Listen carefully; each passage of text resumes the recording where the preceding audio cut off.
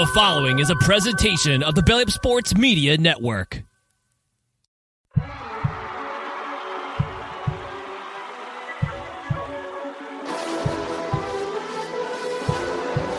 ball sends it over to Edward Robles. Go! Insert name FC!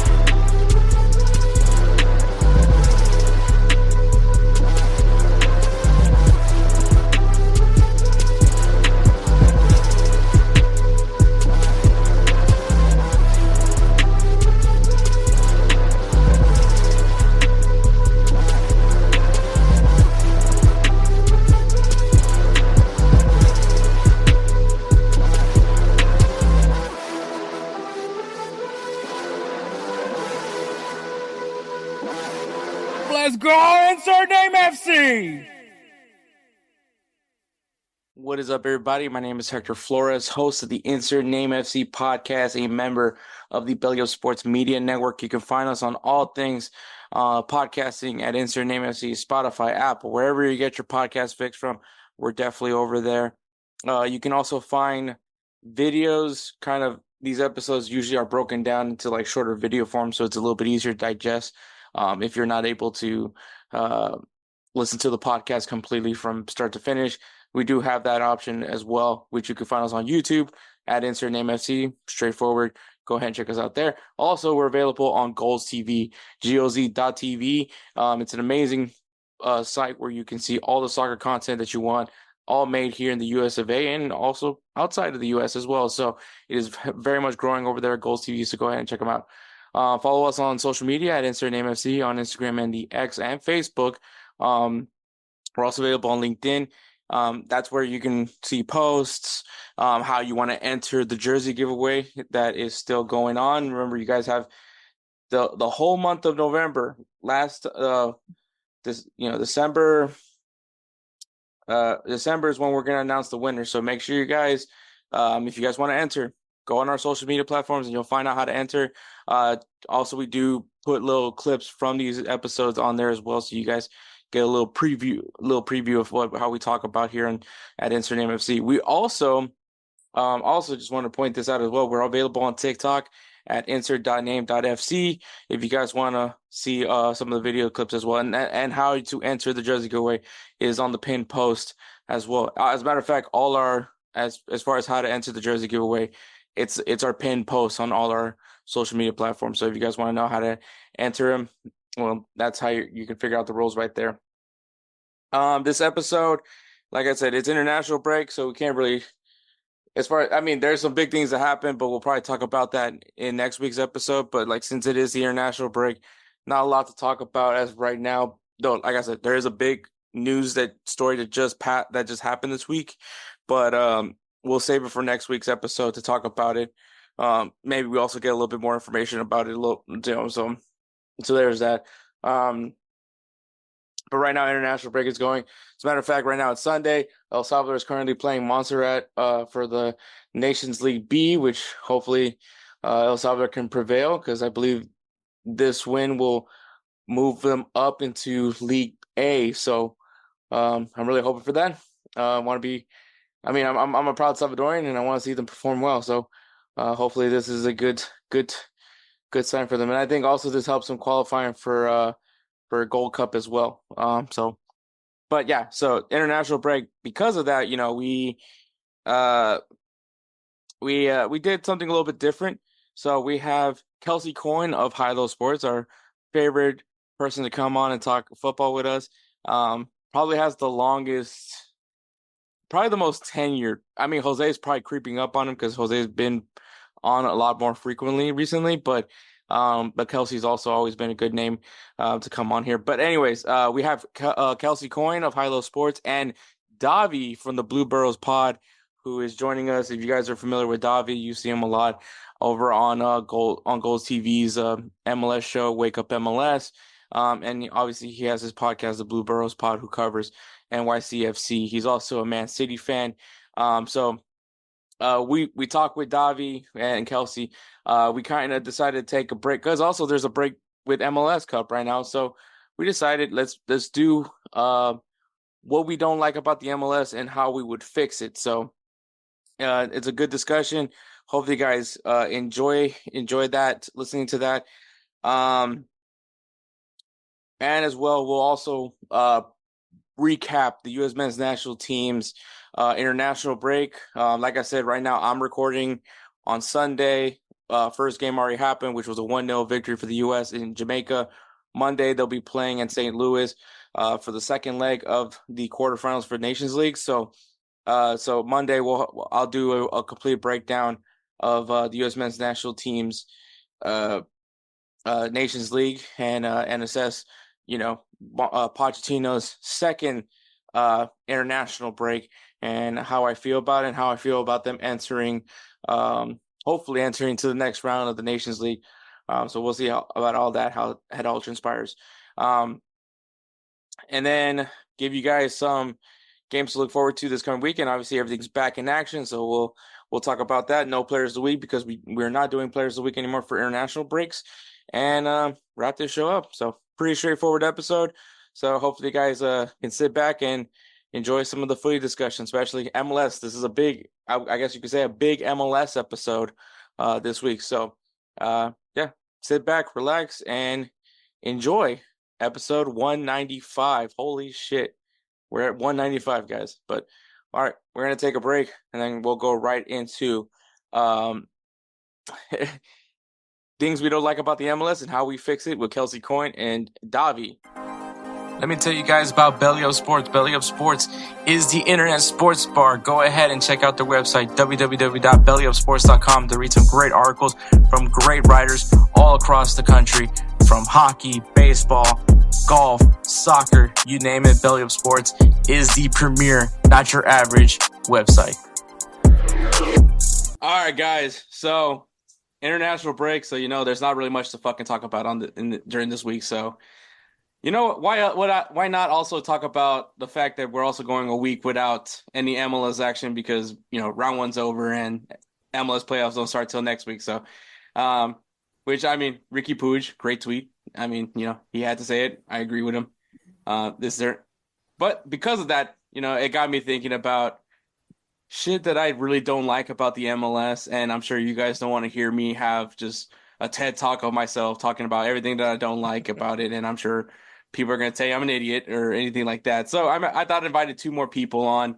We got Kelcey Coin from High Low Sports, the usual suspect, the super sub that we call at this point. The guy practically lives here.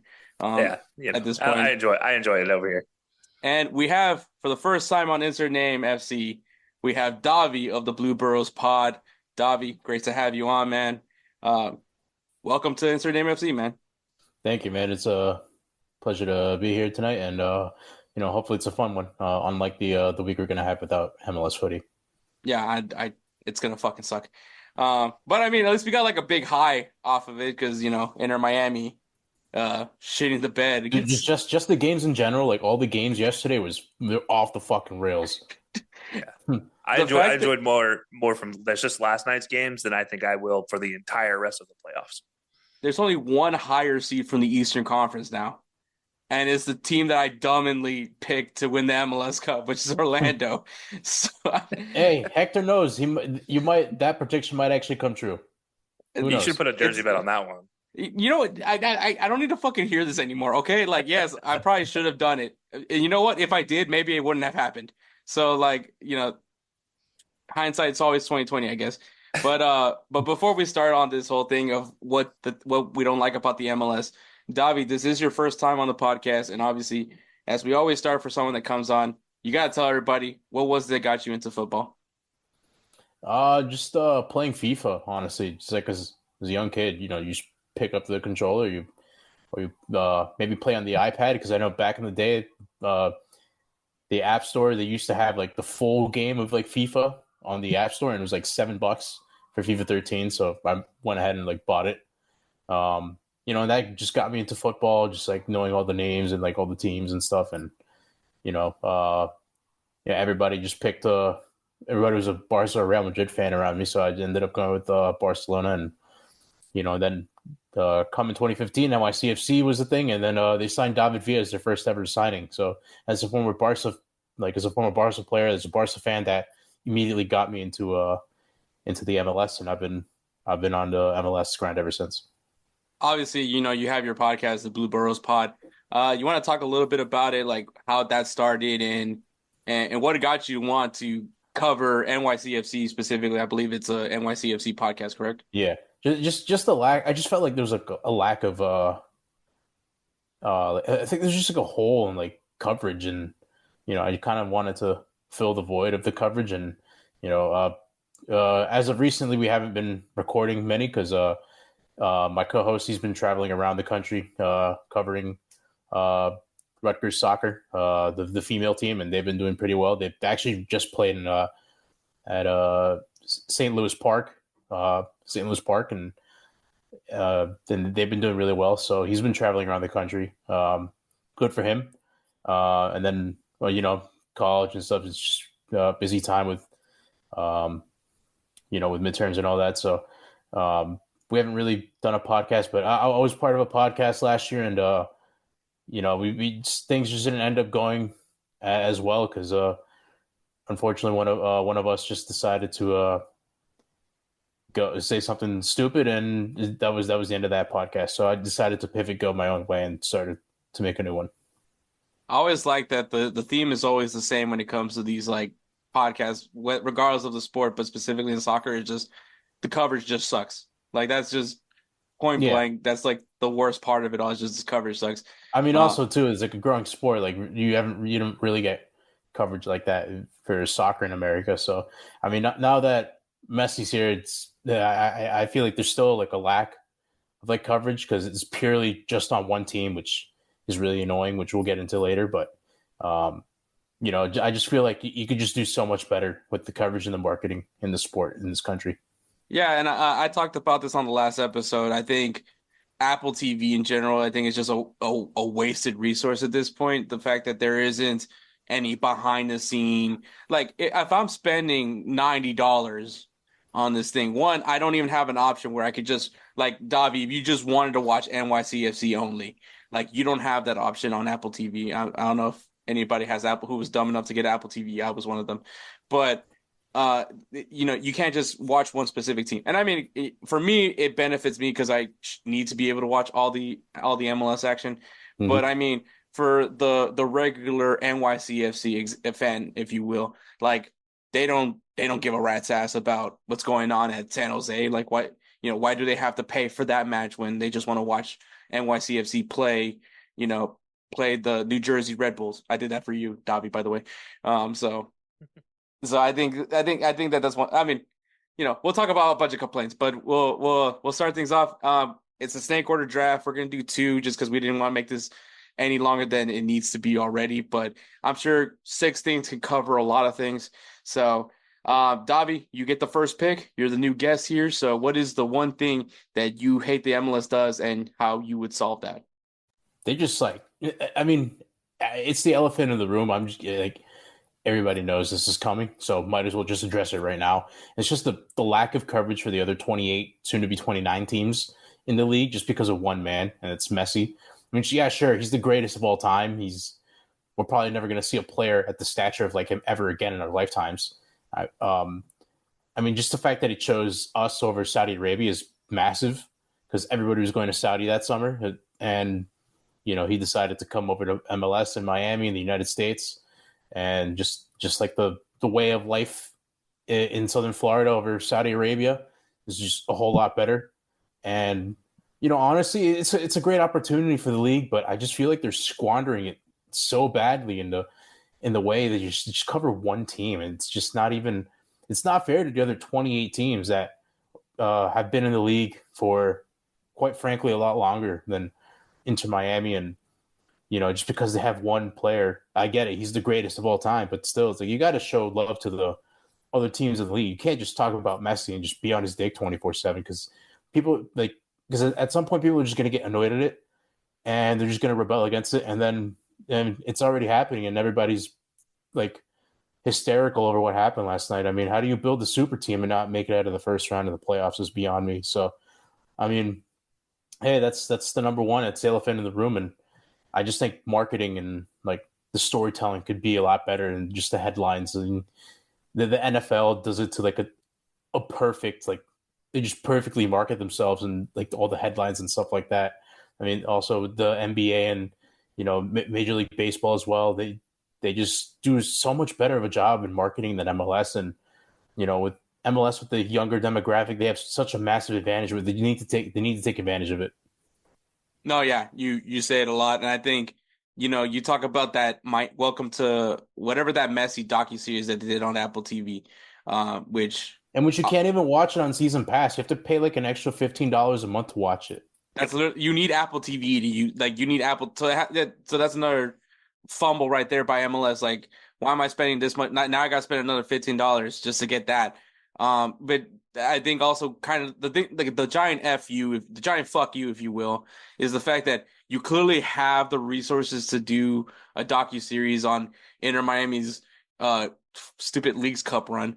But you can't do that. You can't even do that for like a preseason. You can't do like a little preseason follow like the teams as they go through whatever preseason, like a Hard Knocks of MLS. Yeah. You can't do that, and it's like clearly you have the resources. Not everybody needs to speak English. You can have the little I mean, you did it for Messi. You can do it for everybody else as well. So yeah, I think that you mentioned it. So right on it. So Kelcey, you have anything to say about that? I agree. So to give you a background here, I grew up watching Real Salt Lake in the early days of Real Salt Lake. So Eddie Pope style, Freddie Adu, these guys with Real Salt Lake. So when Freddie Adu was there, obviously Freddie Adu got all the love in the world. Similar to what we're seeing with Messi, not obviously on the same global scheme. And this happens like in waves. You go to the years of the LA Galaxy bringing in Beckham, and that whole wave. And then you go into, the New York Red Bulls bringing in Thierry Henry, that type of wave. Like, it happens so much where the MLS crowd gets so focused on one team. It's ridiculous. It's so frustrating. There are teams that are out here dominating week in and week out with no big name player, and they get overlooked. People don't pay attention. Columbus Crew won the MLS Cup last year, and nobody cares. Nobody knew about this team except for people around Columbus, the diehards from the original six type of diehards. Like, it's frustrating. If you want to grow the league, yeah, I know you got to put a superstar in front of it, but it's so. I think Davi hits the nail on the head here. There's so much more you can do with this. Hector, you said there's so many opportunities for like a Hard Knocks situation here where you can have more of a look at teams. Why not? Like, the lifestyle of an MLS player is so much more difficult than it is for any other soccer player. Yeah, they used to do it all the time. They did it like from 2010 to 2015. MLS YouTube was like, oh, let's follow the day of a player before their match. Yeah. Kansas City, when Sporting KC was a hot topic, and Graham Zusi and Matt Beasler were. I think it was MLS Insider, the name of the series, right? And they just discontinued it all of a sudden. Their YouTube channel was very content, and now it's just highlights. That's all it is now. It's just highlights. Like, I mean, Kalen Carr had like his little. I don't know what the travel series, I guess you could say he had, like, where he was talking about soccer in different, not even just MLS cities. Like, he even covered Missouri, in one. It's like, why can't this be back on YouTube? But two, like, if you can do it, why don't you do it on Apple TV? Like, things like that. And I mean, I think MLS teams as well need to do better as far as like kind of also improving on their viewership. Like, I know the Dynamo used to do this thing called The Slice, was kind of like a preseason docu-series kind of thing that they were doing. I don't know if NYCFC did anything similar to that, but it was kind of just getting to know the players, know the names behind, getting to know the player that's, that you're probably going to hope to buy a jersey of, instead of us just finding out things of certain players. Like, thanks to Eli Lesser, everybody knows who Griffin Dorsey is, kind of thing. And so I think MLS needs to do better. But Davi, what would you say is your solution to that problem? Just get like individual teams to cover the different teams and whatnot, and make another like MLS Insider or something like that, and just to go in depth in like different teams and like see how the teams operate around the league and how they maneuver the salary cap, how they go about trading players and stuff like that. I mean, just a hard knocks version of MLS would do wonders for like the league, and just put it on season pass or put it on like Apple TV or YouTube or something like that. And it like you'll probably see a small growth of casual people coming over to tune in, and it's like, oh, what's this? It's like a Hard Knocks version. It's a soccer Hard Knocks essentially. So, I mean, just why not? It's like just shoot darts. Like the worst thing that could happen is you miss, but at least you're attempting to like trying to market it, because the marketing's been poor for essentially the entire existence of Major League Soccer. So that's like the main priority and like the main thing that I hear with like fans. It's like just the marketing is just not up there. Yeah, I agree. And I think what you said is actually, I think MLS needs to have like some sort of initiative where, you know, I mean, they got to do their part and also market the league better, but put pressure on the teams, man. Like, you know, I think MLS needs to hard more. Like Houston Dynamo, for example, man. Like MLS should be watching those games and seeing how empty that stadium looks and just be like, what the fuck, Siegel, what the fuck are you not doing? And push on them, try like a billboard isn't going to be the only solution. Like you need to find ways to market to the team, whether you have to do some guerrilla marketing, you have to find something to, or, clearly your marketing team is just not doing enough. And so I think that, yeah, MLS needs to do a lot more pressure. So I agree with Yeah, Davi on that one. I mean, don't get me wrong. Like with NYCFC, why not create a series like a Hard Knock series on NYCFC getting their stadium and how that came about? Because I know the stadium situation for us is horrible, but trust me, guys, in a couple seasons we're gonna have it ready. It's gonna be all done in a couple seasons. So all the baseball jokes can stop. So make as many as you can while it lasts, and it's going to be done. I've seen the renderings for that stadium. That stadium's going to be beautiful, by the way. Yeah, I know. I mean, but the thing is, like, with the marketing with this club, like, I've seen a couple of marketing like posters on like the subways in New York City, but I mean, they stay up for what, about 2-3 days, and then the next, like, after that, they're gone. Like the next time, like if you don't go to the city a lot, like I do, because I live in the suburbs, and I quite frankly have no business to do in New York City. If you're there like a tourist, like you might see the poster one day, but like the next day it's going to be gone. Mm-hmm. So you need to do better than it's just a billboard or a poster like on a subway station. Like you gotta do more than that, because it's just not going to cut it. Yeah. Well, let's say there's teams that you can tell do this well. Look at the Cascadia region. You have two teams right there in Portland and Seattle that do it fantastic job of kind of getting an initiative around their local team. But at the same time, people know about the Cascadia rivalry now because of the support you see in the stands. So it's like those two teams. But then, you look up north a little bit further, Toronto is a major metropolitan area, and they can barely keep their team afloat. And it's embarrassing if you're in the MLS. And then, just some of the teams do well, some of the teams don't. And we have these mass media markets that are top 20, top 30 in the world that have MLS teams in it, and they don't take advantage of it. Mm-hmm. That's embarrassing. That's just an embarrassing feature of the MLS, that they don't want to spend the money that they make from these major sponsor deals on actually putting the revenue into building the league further. They're just like, Doug, keep giving us money. We'll make it work. That's not how we're going to grow the game. Exactly, man. So I think Davi hits it with a really good start to it. I think the marketing in MLS and the MLS teams need to be so much better, especially now where like social media and content creation is probably at its all-time high right now. It's going to get higher probably in the future, but I mean, especially where now everything's about content creation, and and they're still like ways behind. I mean, more so than baseball, but I will still say like still ways behind than what the NFL is doing and the NBA. I think NBA almost decades behind the NBA. Social media wise, NBA is like probably more up there than any other leagues in the US. But I'll go ahead and say my thing. I've talked about this plenty of times on the podcast. Some people say I'm stupid as hell for saying this, but hey, NWSL did it, and I think that MLS should copy it as well, and that is taking out the MLS Super Draft. I think is a giant waste of time. I'm sorry. I think that there's certain players that do come out of there, and I'm not disagreeing to that. I think that they're obviously the Clint Dempseys, the more recently I would say kind of like guys like Zach Steffen who came from Maryland, and I know that there are some great players that come out of college. I'm not saying that there isn't, but there is just teams that don't use their players. And as a Houston Dynamo fan, I can tell you we don't really use our draft picks. Most of them end up leaving the club eventually. I mean, Ethan Bardlow, I'm impressed that he's still on the team, but he's actually really good. But aside from that, like there's teams that just don't use their draft picks, or when they draft a guy, but the guy either sits on the reserves or probably is now just hanging out in MLS Next Pro. I've told this to Kelcey, like the Big Ten Defensive Player of the Year is with the Houston Dynamo, and he's hanging out at Dynamo too. Like he hasn't even like he's only been on the bench. That's literally the furthest he's gone as a Dynamo player has been on the bench for I think it was like CONCACAF Champions League.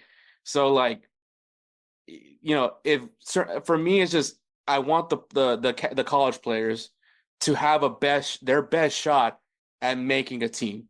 And I think that the MLS draft kind of hinders that for them. Hell, the biggest storyline right now in the NFL is that there's a kicker for the Dallas Cowboys who didn't pan out in the MLS and just said, fuck it, let me be a kicker in the NFL.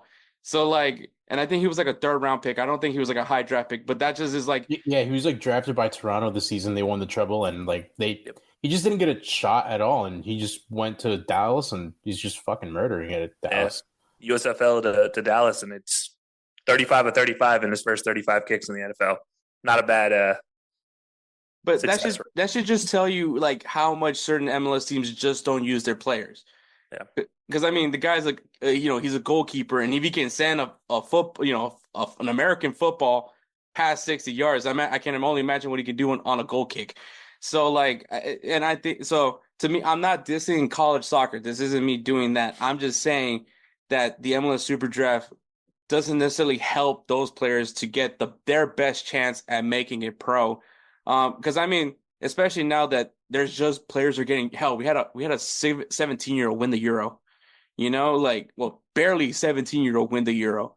So players are coming out younger and younger. And so these college guys, like not saying that they're behind, but they kind of are, in some sense.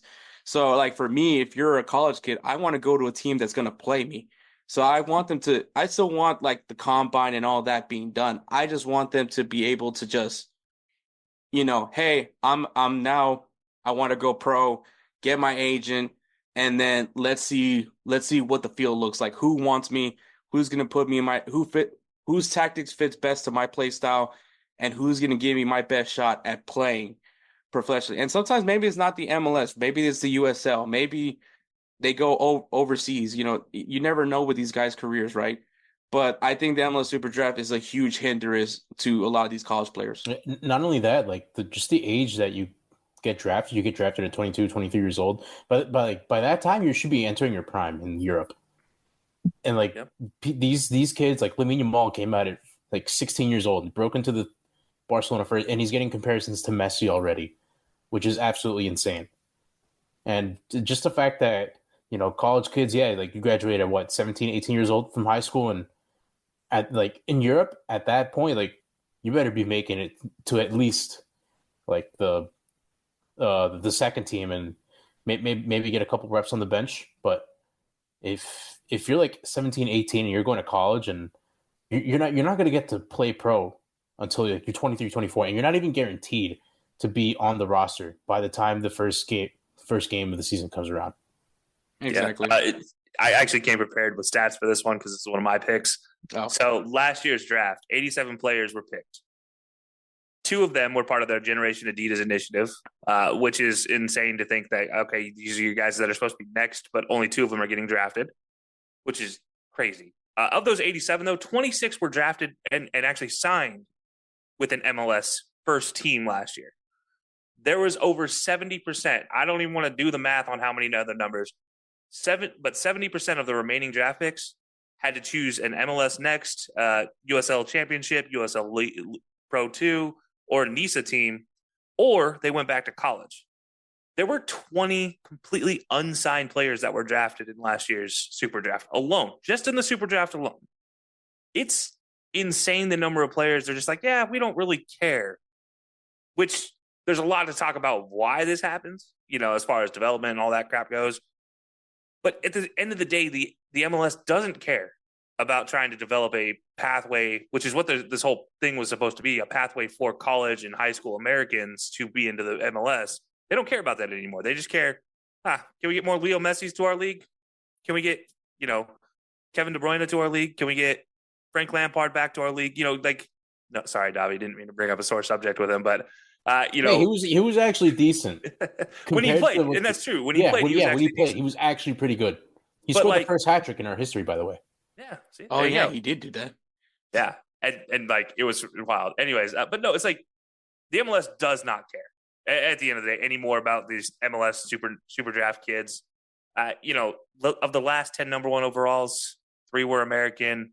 Of those 3, 2 are still with their MLS team. Of the last 10 in general, only Kyle Larin and Jack Harrison have gone on to do better things. Everybody else is either out of the league or doesn't get playing time. It's crazy. And those are your number one. Those are supposed to be the best of the best, and they're not even either in the league or getting playing time anymore. Also just the fact that Chicago Fire traded away Harrison in New York City. That'd be like I don't know who the Bears drafting Caleb Williams and then drafting him to like I don't know fucking Kansas City or something like that. I mean, you could basically use the San Francisco 49ers trading Trey Lance to the Cowboys. I mean, except for Jack Harrison was actually good. Except Jack Harrison was a good player. Yeah. Trey Lance is fucking third fiddle to Cooper Rush. We don't want to talk about that. Kelcey, we know you're a Cowboys fan, and Davi it hurts. Davi just found that out, but that was bad. I'm a Giants fan. We can't even beat a shit Dallas Cowboys team, man. But okay. I wish you would. Yeah, I'm so done with the Cowboys now. I'm ready to. You know what, man? We lost the Panthers. I'm just ready for Cam Ward to be a Giant. See, here's the thing, though. Like, because I know that the outsiders and obviously the non-MLS fans that joke about the draft, about American sports, about you're the worst team, you get a great player. But I'm like, the NFL draft, you get this feeling like when you get that early pick and you're gonna get your guy, right? I mean, Houston Texans, prime example, CJ Stroud. We drafted this guy. We don't know if he's going to be good or not until he gets on the field, and then he steps on the field, wins Rookie of the Year, and you're like, all right, this is our guy. This is the guy that's going to lead us to the future. So I know that the excitement of what the draft can be. I don't get that excitement from the MLS Super Draft. I honestly, I don't even get that same excitement from the NBA draft. But I mean, now recently, kind of getting it a little bit more now. But now it's like I said, I don't get excitement from the MLS Super Draft. I just think, it's this guy that's probably gonna not even sniff the bench.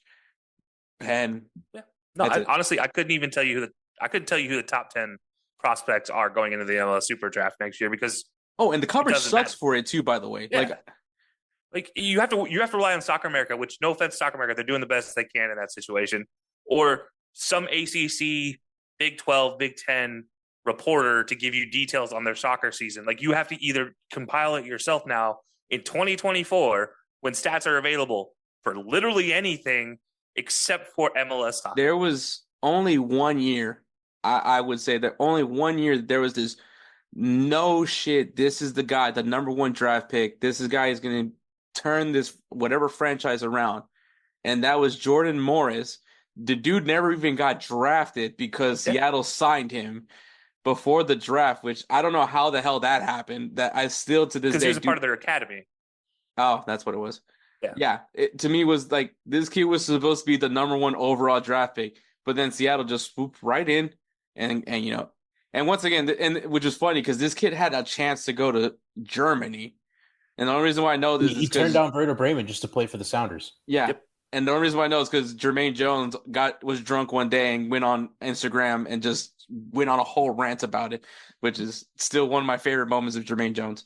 The kid that set up Dos Acero as popular as it is right now, the statement when it comes to U.S. Mexico, decided not to go to Werder Bremen. How crazy is that when you consider especially at that time when there was just every promising American player was playing in the Bundesliga at that time. So insane. But yeah, MLS Super Draft.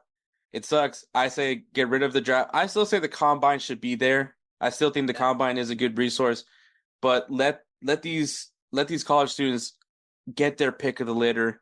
Like I said, NWSL is doing it now to make it for a reason for some of these MLS teams to do it. I think there's got to be some sort of incentive that MLS needs to implement, like maybe give them like a TAM or CAM. Once again, I have no fucking idea what TAM and CAM is anyways. Or GAM, general allocation money, target allocation. You can't. I need someone like sit me down and just explain to me like I was 4 what the hell that means. And maybe Davi knows it better than I do, but yeah, I like there needs to be some sort of incentive like, hey, if you sign this many players, we'll add this much TAM and GAM for you to go after certain players, because obviously these guys keep obviously these college kids are going to be cheap, right? Like you're not going to probably spend like plus like maybe 200 grand for one of these guys. Oh, not even 200. Not grand. even. The like, average MLS salary is $74,000. All right, so yeah, you're not even going to hit 100 grand on these guys. So I mean, financially wise, it makes them like if you're a San Jose, you're going to that combine and you're going to fit a starting 11 just from those guys alone. But like, there needs to be some sort of incentive to like give them a reason to go after these guys, besides the fact that maybe you just can't afford anybody and this is your best bet. I think that more MLS teams need to do that. And I think that's my solution. You guys can tell me whether or not that's a dumb idea or not. I completely agree, because otherwise you're just going to have like a Philadelphia Union like situation where they just pass on every single one of their draft picks because they have such a good academy. Yeah. Exactly. Yeah, no, I like the idea of either getting rid of the super draft as a whole and keeping the combine, or leave the super draft. Like, this is an alternative for the super draft. Leave the super draft for guys that don't get picked up by a team and can't go back to college as a path to a academy club. This MLS Next Pro situation should be used more often. And if guys don't get picked up by a team, and let's say by the start of the season, whenever that day becomes, if the schedule ever changes, then they're eligible for a super draft. So like 1 month in, you have an eligible super draft for these guys that didn't go to a team, and then like, yeah, they're your MLS Next Pro teams. That seems more reasonable. Like, give them an opportunity, or hey, maybe create a alternate league that you have enough developmental talent that you can feed into the league. I don't know. There's so many options that are available, but I don't know about getting rid of it completely. But I don't hate the idea of like, there's no reason there should be so much of an importance put on it for the MLS when, like Davi says, there are teams that just don't care and will literally just be like, yeah, I don't want to draft anybody. I think especially now where you have MLS Next, like you have like this pathway from academy to professional. I mean, there are 26 teams, 27 teams, or no, what is it, 29 teams in the MLS? There should be 20. Soon to be 30. There should be 29, 30 MLS Next Pro and MLS 2 and MLS Academy, clubs. So that should be an extra 60 plus, or I guess that'd be 90 plus, developmental teams if we want to really talk about that. And that's what you can fill with the super draft if you really want to do it. It's ridiculous that the super draft has such importance, and it's a waste of money, really. Yeah. Especially when you try to do this whole, which I mean, I think the last few times it's been, they haven't even put it on Apple TV, by the way, because that's how big of like a nothing burger it is. It goes on YouTube. Yeah, but, it's been via teleconference for the last 5 years. Yeah. They don't even do it in person anymore. Yeah, I do remember that now. They basically treat it like COVID. It's just a Zoom. It's just a giant Zoom call. But yeah, man. So that's my pick. Kelcey, you got the back-to-back, but go ahead and start with your first one. I could go with the serious one first, but I actually just want to get one that's kind of stupid out of the way. This one just frustrates the hell out of me. See Adidas mandatory jersey sponsor. I know it's not like a major thing by any means, but it does have implications for like rosters and salary and all that. The fact that the MLS as a whole, as a league, signs a blanket deal for the entire league to have these set jerseys on a set template bothers the hell out of me, because these teams don't have the ability to then go market themselves to a potential jersey sponsor and make more money to then develop and improve their roster. Inter Miami is a perfect example of this right now, where they were struggling to fill their entire 20-man roster this year because they didn't have enough salary cap to get to 18 minimum players on their roster. If you have the ability, you have Messi on your team, you go shop around to Adidas, to Nike, to Puma, to Joma, to all these other brands, and you can then take that money and turn it directly back into your team and your academy and your development of players. You can create a mini Barcelona, a mini Man City, a mini Man United heyday type of thing, where you have an actual development and a pipeline developed because you signed a $1 billion sponsorship deal. Obviously, that's a well blown out number for the MLS, but Messi can bring money in. Frank Lampard could have brought money in. David Villa could have brought money in. These guys bring money in with them.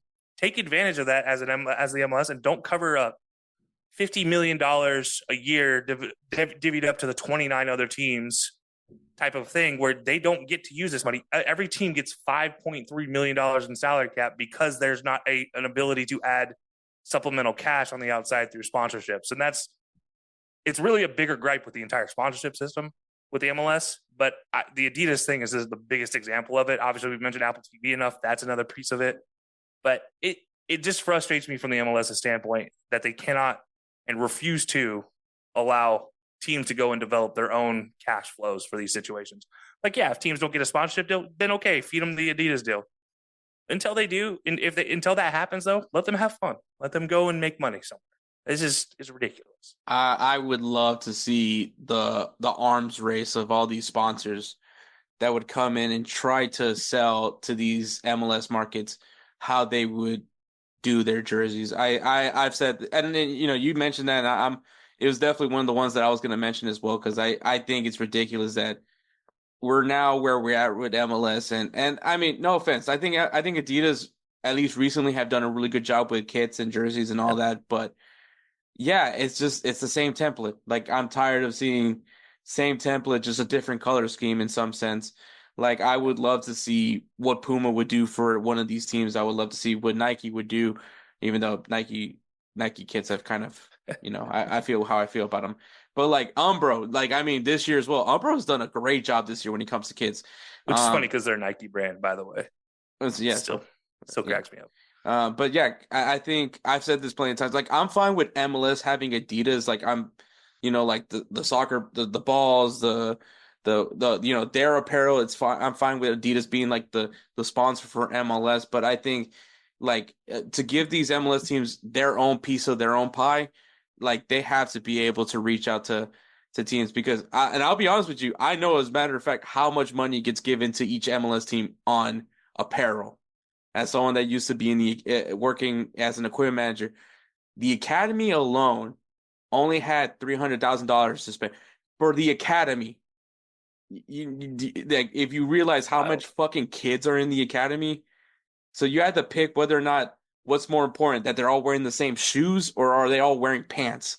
Like, that's literally how, like, and as a matter of fact, some shites, not when I was with the equipment manager for the academy, but the head equipment manager before, he took that money and used it on the first team. So like, so he just said, fuck the academy. I want, and the first team, because I know the number for the first team, at least for the Dynamo perspective, it's $600,000. That's what they get to use, and that's also to not only fit the players, staff as well. So that, just to have an idea, and you forget things when you do these apparel orders, because then you forget, I have female employees. And then you think about it, I only have one female employee. Am I about to buy a bunch of female clothes for this one woman? Like that. And I mean, obviously that's not the truth. There's plenty of women that work for the Houston Dynamo, but I'm just giving an example. Whereas if the Houston Dynamo can negotiate with Puma, right? And they say, we'll give you this much on the team itself and this much for staff, how much easier can that be? And I mean, that's the same thing that any other sport, how it works. Like, it's not like you have this little amount, but it's because that's just the deal that Adidas had with the league, and the league spreads that money out to the rest of the team. And obviously this is just an apparel thing, but I mean, like, and also balls, equipment are also included in that as well. So bibs, balls, cones, you name it, that's also on that fucking order, which is insane to me. But that's just me giving you guys a little behind the scenes stuff.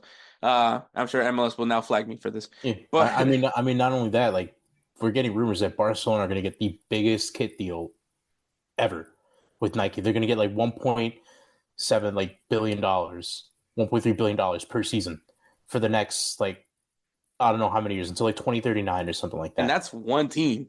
And that's just one team. I mean, yeah, sure, they're going to need the money because they're fucking broke. But I mean, still, could you just imagine if, like, how much money, how much cash these companies would throw into Miami right now just because they have Lionel Messi?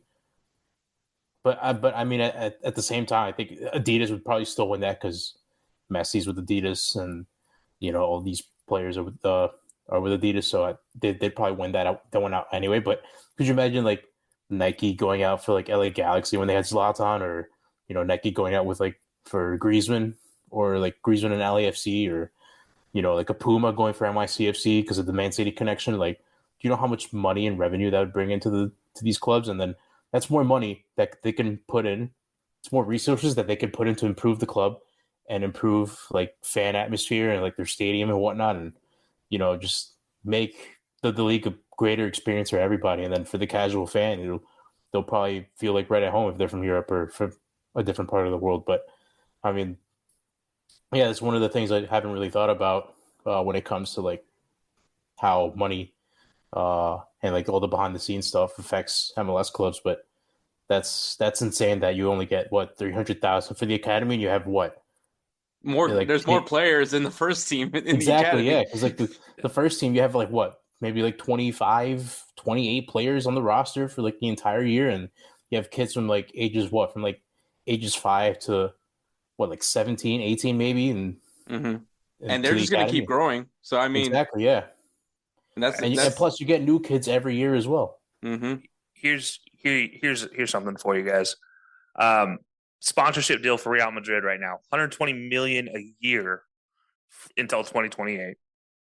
Chelsea, $70 million a year from Nike until 2032, and Puma with Man City has $76 million a year kit supplier until 2029, which gives you and so unlike the MLS, Hector, did you just kind of give us the insight on where that you have to pay for all these pieces.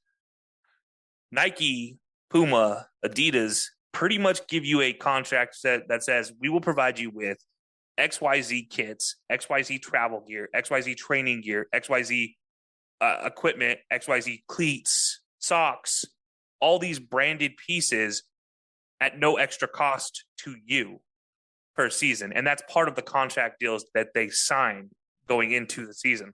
So that $76 million a year, none of that money is being taken out to just kit an academy kid, to kit a player at the first team, or like, somebody in the U17 type of levels.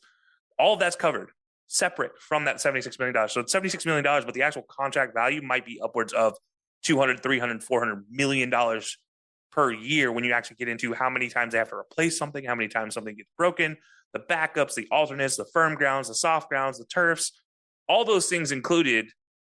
And you don't have to worry about paying for them. And that's just because you get to go out in a free market and bring more money into your team. And big fan of free market opportunities for teams because you have all the value in the world. And again, you are in 20 to 30 of the top markets in the world. And you better believe that Nike, Man City, Nike, Puma, Adidas, or any one of these smaller sponsors like Joma might come out, or EA7, who sponsors Napoli, might come out here with a couple $1 million in a bag and just be like, here you go. We'll kit up your whole squad. Just let us have that branding right there next to the logo. That's all we ask. Joma would be the best sponsor for RSO for some weird reason to me. Like it just makes the most sense to me. Under Armour would definitely come out of the woodwork for a DC area for DC United. Like, I mean, they're DC based, they're Baltimore based. Like, why would they not sponsor DC United? And look, they have multi-million dollars contracts with Portland, Oregon, and Nike. Oh, 100%. Well, what's funny, there's a whole Adidas American brand, like their main office is also in Portland. So good luck trying to figure out who's going to win that sponsorship deal. They're just going to throw money back and forth. So yeah, no, there's so many opportunities for the MLS to go out and just open the free market. Just make it a free market. I was going to say the same thing with the like the combine and like all the college kids, and like fuck a draft. Just let them hit free agency. They're all free agents. Like once they graduate, they're all free agents. If they want to they could take the best offer, or they could take the offer with the team that thinks that they're going to give you the most playing time and whatnot, and it's going to be better for their careers.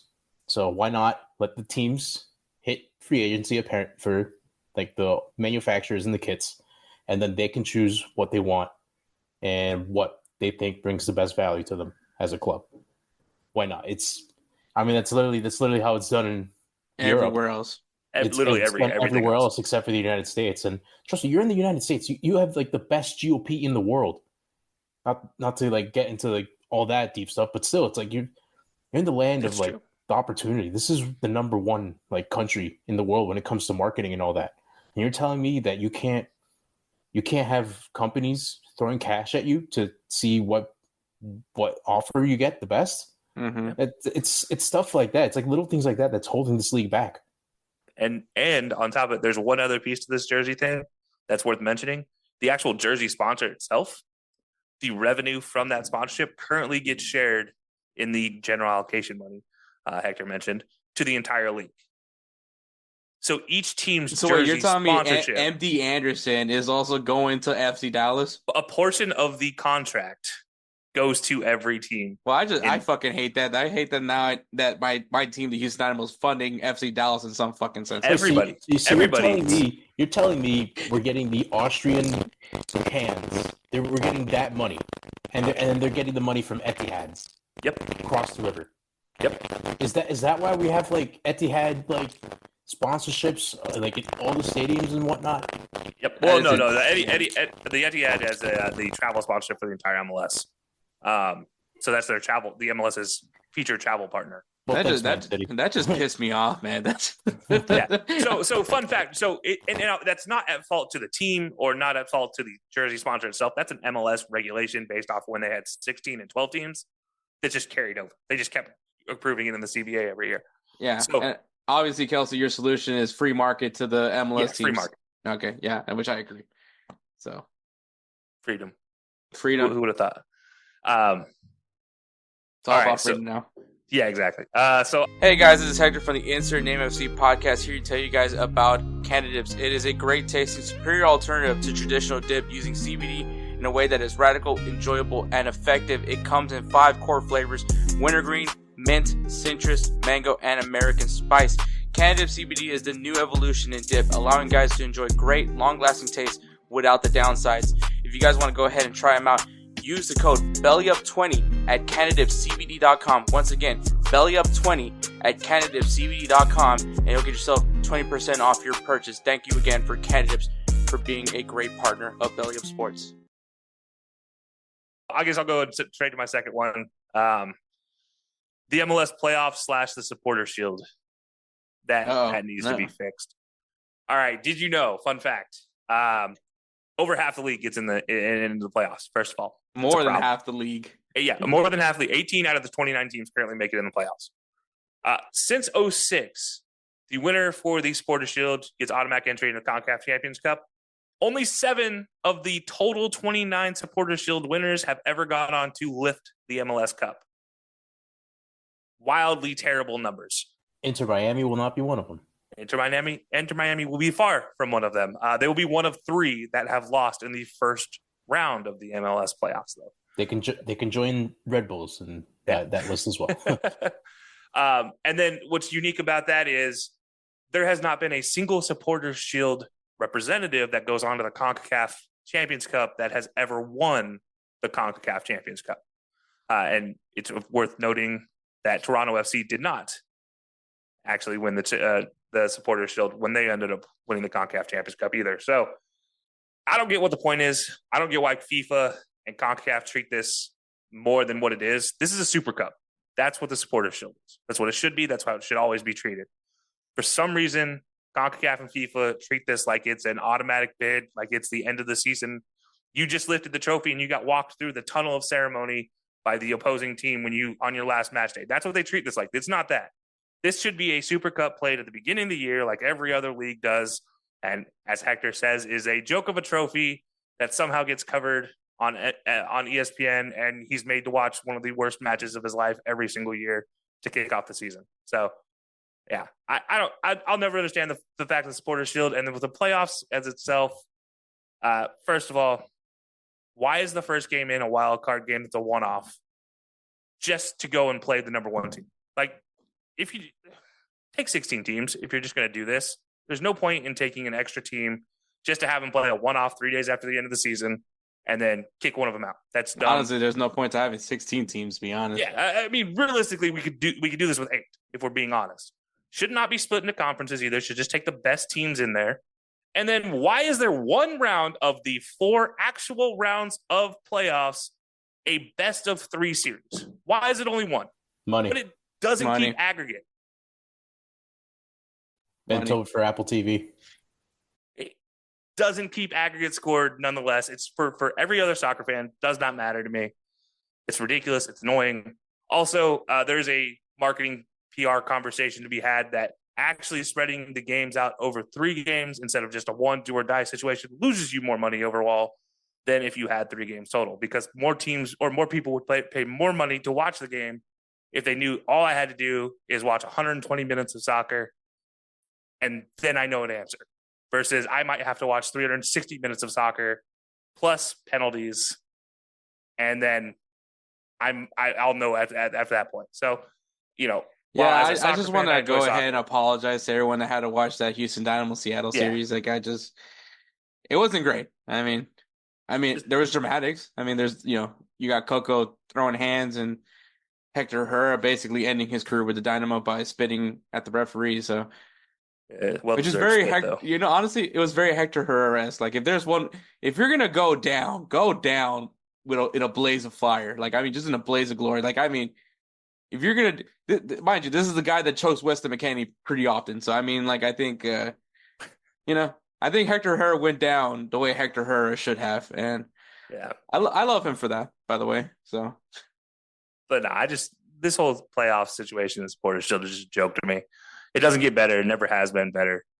Just, if you're gonna do the playoffs, don't give a supporter shield out beforehand. And if you're going to do a supporter shield, don't have the playoffs, should be the simple answers here. Yeah, honestly, the playoffs just needs to go back to being simpler, man. I think I said it. I even have a clip about how I feel about how the playoff format should be done, and someone told me that I'm a moron. But go back to the 2-leg. I think the 2-leg is fine. It's simple. 8 teams is fine. You don't need this many teams to, in the MLS Cup. I have the same complaint for Liga MX. I think they're doing too much with their playoff as well. 8 teams I think is a good number, especially with the number of teams that you have now, especially when you're going into 30. It should not be more than half the league should not be in the playoffs. It's supposed to be, you had a good season. This is your reward. Is you get a chance to win a trophy. Not you weren't that bad. Basically that's the teams that are I would say 6 down, and that also 6 down, I would say, that are just your season wasn't terrible. No offense, Davi. It's your season wasn't that bad, but hey, here you go. You have a shot. Which I always root for the underdog. I'm hoping NYCFC can, somehow make it to the MLS Cup final, because I think that's what would be. Well, actually, the funniest thing would be Atlanta United, just because of all the drama that team has transpired. But there is a slight chance that we get to see an Eastern Conference final take place on a baseball field. That's what I'm rooting for at the end of chaos. I want the chaos. If only RSL did their job. How pissed off would Steinbrenner be? If only RSL did their job, we would have had 2021 MLS Cup final at Yankee Stadium. Oh yeah, in which I would have been there. And we would have easily wiped the floor with that RSL team at home. No offense. How pissed off would Steinbrenner be having to watch a soccer team win in his own stadium? Oh, it'd be beautiful. Please let it happen. Hey, you know what? There's a chance that he might not even see it happen, because we're just gonna keep moving these games to Citi Field as the stadium gets closer and closer. That index card is just gonna get smaller and smaller for your banner. Oh man.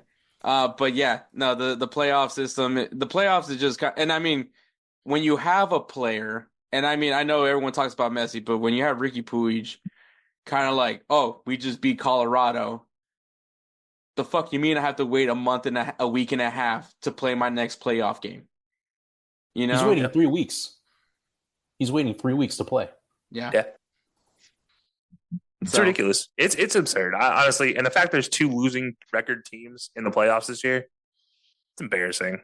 I don't mean including ties, including draws. I mean just straight up wins to losses. There are 2 teams with a losing record. That's embarrassing. They should not be in the playoffs. It also happens in the NFL, not often, but but for there's at least a valid reason they won their division. All right, so they're in. Like, what is the rhyme or reason? And I say this knowing full well that I am considering myself a Atlanta United fan. That Atlanta is one of those two teams. But why are there two teams that are 11-14 in the playoffs that did not win a division, did not even like finish 500 in their own, like, if you want to call it the Southeast Coast Conference of the MLS, like they didn't even win that. What's the point of them being in the playoffs? Obviously, they did win in the playoffs, but it doesn't change the fact that it's ridiculous. Yeah. So, I mean, yeah, playoff format definitely needs a fix. I like I said, I think it should be 2 legs and then all the way to the final. I would say make the final a neutral site. I know some people would probably complain that they would love to have the home field advantage. I get that part, but I think the neutral site, and I mean MLS used to do this, like they used to have the neutral site game. I think it would be hilarious if they had the Supporters Shield winner be the host for the final, just because of like more often than not they don't normally win they don't make it to the final anyways. So it would be just super hilarious to like have this final in the stadium of like the quote unquote best team that year. So like right now it'd be hilarious if like, NYCFC plays Minnesota United in Miami. Like I think that would be like one of the most giant fuck you to Miami fans of and I'm not even talking about Miami fans. I'm not taking shots at y'all. It's the Messi fans. The all of a sudden Inter Miami fans that came out of nowhere. But I would think that would just be the perfect like giant fuck you. Besides just watching Atlanta United not only eliminate your team in Miami, but then lift the MLS Cup in Miami. I think that would be just, the irony is just there. Yeah. But yeah, I think I mean that's what I would go for. Davi, I don't know. What are your thoughts on a potential playoff format? I like the one and done. It's just simple. I get it. There's not as many games, but the intensity, you feel the intensity throughout the whole 90 minutes, and like the suspense in the 120 as well, like in the extra time and penalties. It's like that's it. It's like it's not like in the round one this year where it's like game one you go to penalties. Like, all right, you fuck up in penalties this game. That's cool. You have another game to like do it again and like make it a tied series or do better on the penalty shootout next time. Mm-hmm. Unlike in the one and done where it's like you have to score your penalties or else your season might be over. One mistake in the back and your season is done. And that's honestly what I like. I mean, that's what makes the playoffs so fun in American sports. It's like one slip up and you're in like the whole work that you put into that season could be for nothing because of that one mistake. And that's what makes sports so fun to watch and so suspenseful. And that's why we keep coming back to them. Yeah. But I mean, yeah, they just try to make it like baseball, like a best of 3. Like, seriously? Like, why? Just why? It doesn't make any sense. And plus, it's more mileage on the players' legs. Like, these players, they already play a shitload of games the way it is, especially with the stupid fucking Leagues Cup, which I think they should just abolish straight up. That tournament is no good. The only reason that tournament was successful last year is because Messi came in and started cooking right away. We've seen it this year. The attendance was putrid. I mean, seriously, 5,000 people at Gillette Stadium to see NYCFC and New England Revolution play? That's horrible. Like, I'm pretty sure like if you had open practice to Patriots, I'm pretty sure they'd get more people than that. They just do. Free entry, just come in. You get to meet the players. You get autographs from the coaching staff and whatnot. You'll easily get at least double the amount if the Patriots did that at Gillette Stadium than some stupid Leagues Cup round of 32 match that no one gives a shit about on a Friday night. Yeah. They should just get rid of that. I mean, if you want a 2-leg series in the playoffs, okay, I'm cool with that. Just make it no away goals. Just do it how UEFA does it. Take out the away goals. Do a 2-leg. And if you're still if you're tied on aggregate 5-5 after game 2, well, you go to extra time. And if you're still tied, you go to penalties. And just do it what Europe does, or just make it a one and done, like how it was from 2019 to 2022. The simple format, which everybody knows, win and you're in. And it's simple. Yeah. I mean, there's like I said, there's something to be said about when you try to extend series, you lose interest in that, especially that middle game. You lose interest in that middle game, not just from fans but from players. It's ridiculous. This also just feels like somebody rolled the dice on like, hey, what can we do to spice up our playoffs?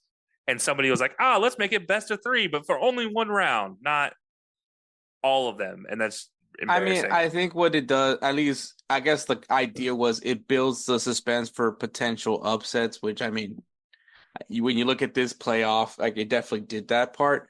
But the problem is just, like, I think what the real issue is that you have to find a way to, like, entice the American fans, which I think that's the reason why MLS does this playoff format. But at the same time, you got to make it make sense to a football fan. Like, why should I take this league seriously? And when they see this best of 3, it looks ridiculous to them. I mean, an American probably is like, okay, I get that concept, but at the same time, they're probably like, this is still kind of weird. But I think to the football fan, this looks stupid. And I mean, I've said it plenty of times, I think this is a dumb format as well. And Davi says it right. I'm also very anti-Leagues Cup. I think it was a cute gimmick that to do. I think, at least for me initially, what I was cool with it, because like this is probably way before Davi's time, but there was this tournament called the Superliga, which was like, it was just literally 4 MLS teams, 4 Liga MX teams.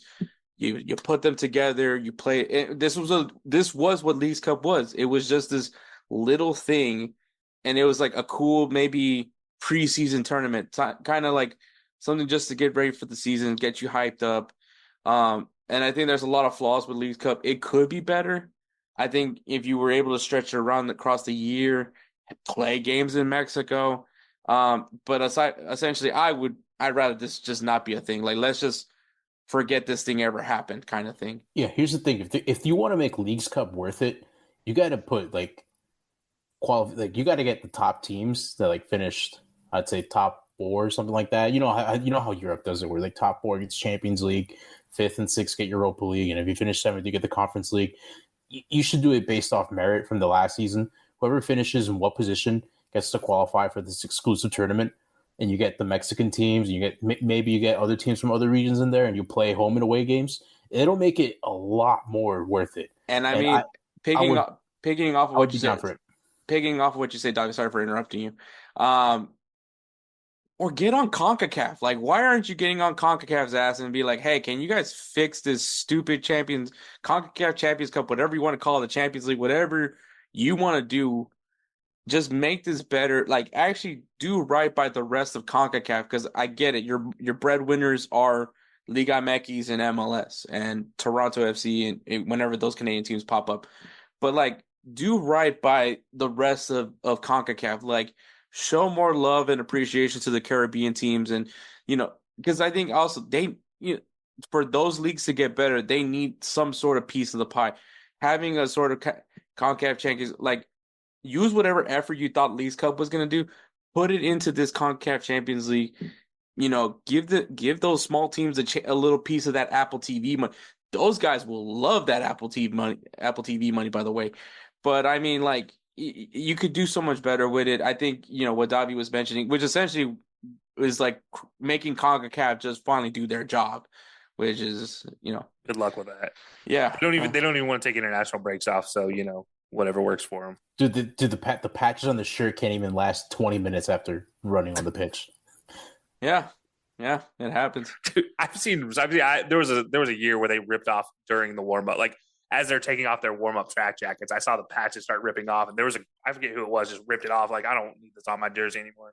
Yeah, that was funny, and that's not only on Leagues Cup. It was also like in CONCACAF Champions League. That the patch was not. Yeah. Also, in the Champions League or Champions Cup, whatever the hell it's called. Why is it like the one team just hosting a one game? Make it a neutral site. Mm-hmm. Yeah. That they need it. CONCACAF needs to do better. I think MLS needs to find a way to get on them. Like all this effort that they're doing with Liga MX, these two have so much resources that they can at least light a fire on CONCACAF.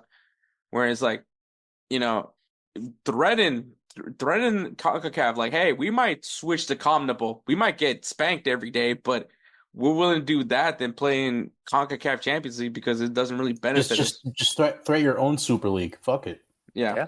I mean, it's happened before. Oceania was not a thing in the grand world of affiliated like regions in FIFA, and that became a thing because everybody's like, I'm tired of Australia beating up on us. Yeah. Australia ended up dipping and they went to Asia. Yeah. So they were like, I don't want to be a part of Oceania anymore, so bye. Like New Zealand stayed, and it was pitched between both of them. Australia was like, I don't want to do this anymore. And New Zealand's like, we don't want you here anyways. Bye. Like, I want to go to the World Cup.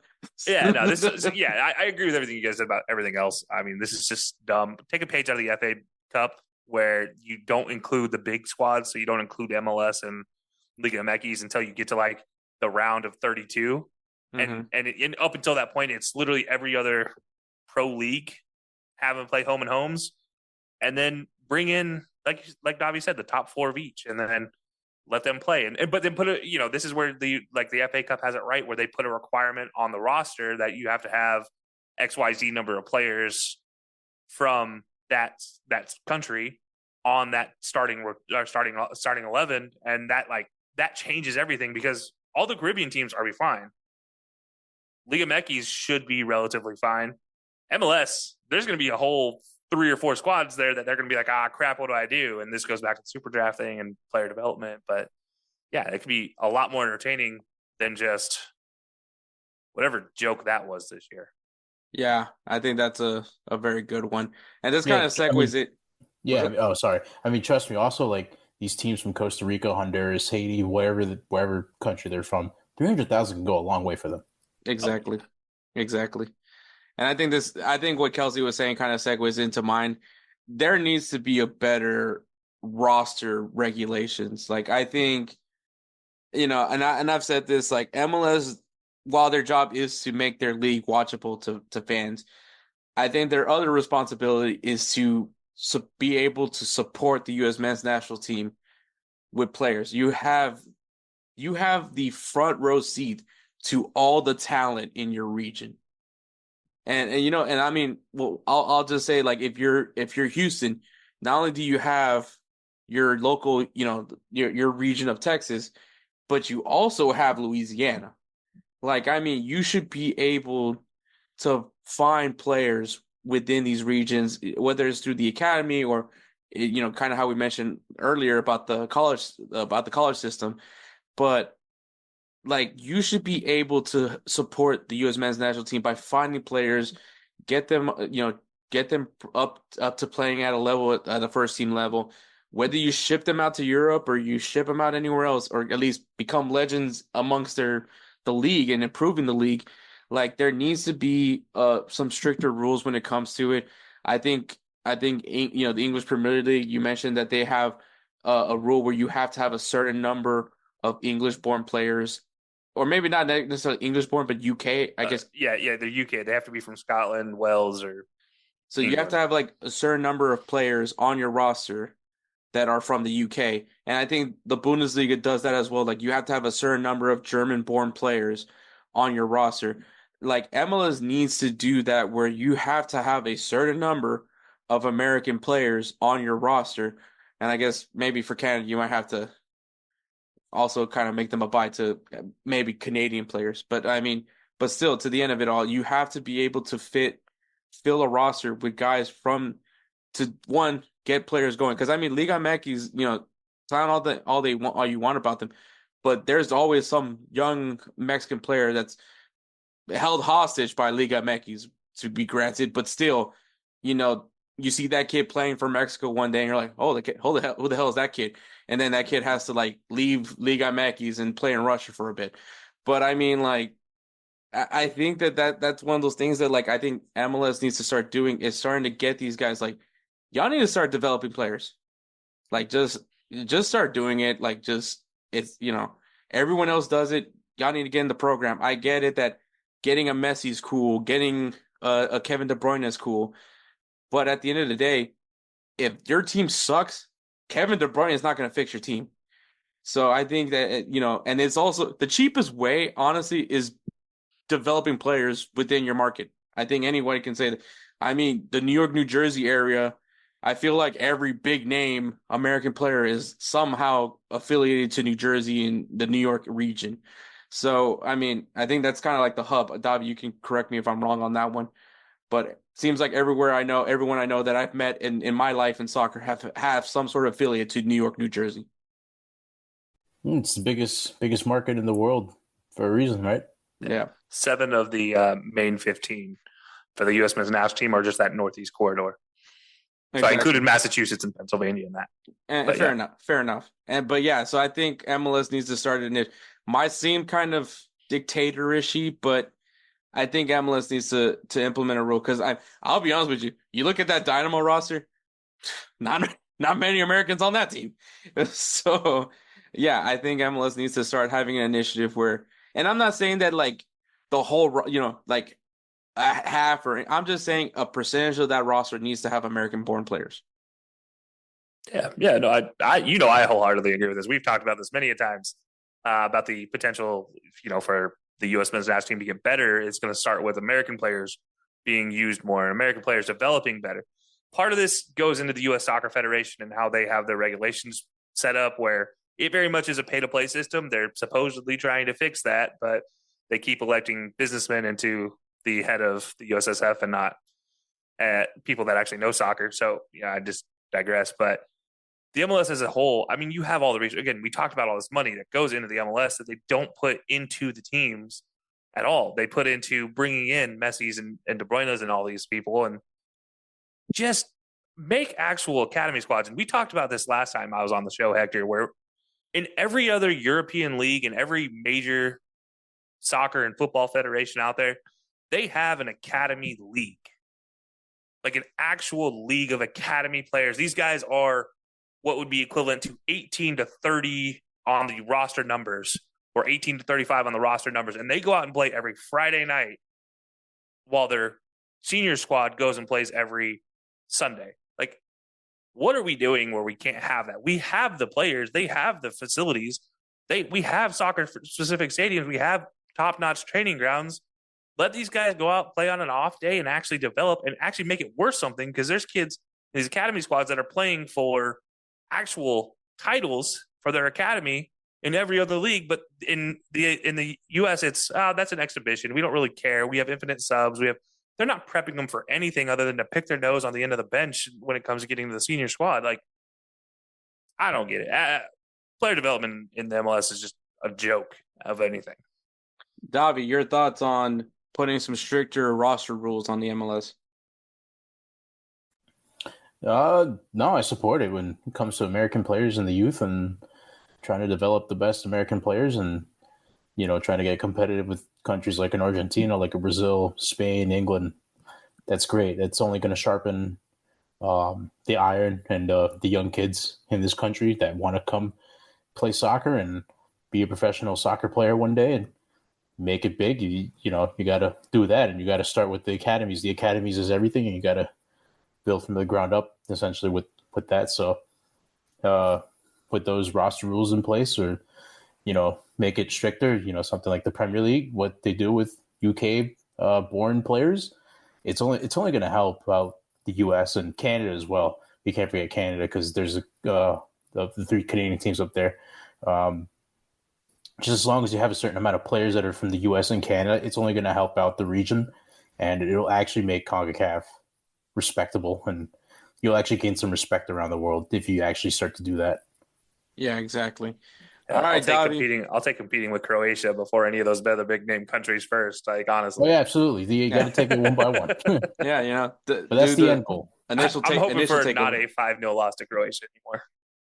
Hey everyone, it's Ryan from No Credentials Required to talk to you about one of our newest partners at BellyUpSports, SeatGeek. Yeah, live sports is great on television, but the feeling of being at the arena is a priceless experience. That's why our friends at SeatGeek are there to help you find the best tickets at the best prices. Not only can you get tickets to sporting events, but you can also get tickets to concerts, comedy shows, musicals, and more. Search for your desired event now at SeatGeek.com, enter promo code BellyUpSports at checkout, and you save $20 off your first purchase. SeatGeek. Life's an event. We have the tickets. Yeah. But all right, Davi, send us home. What is your last thing you want to change in MLS, and how would you fix it? get rid of the fucking salary cap. Just rip the Band-Aid off, man. Just no more DPs, no more U22 initiatives. Just rip it off. We're 30 years or so into MLS. We're no longer pinching pennies. We're no longer losing $200 million per season and on the verge of folding. We keep growing year by year. The sponsorships and everything, especially with Messi here right now, better take advantage of it right now before it all dries up.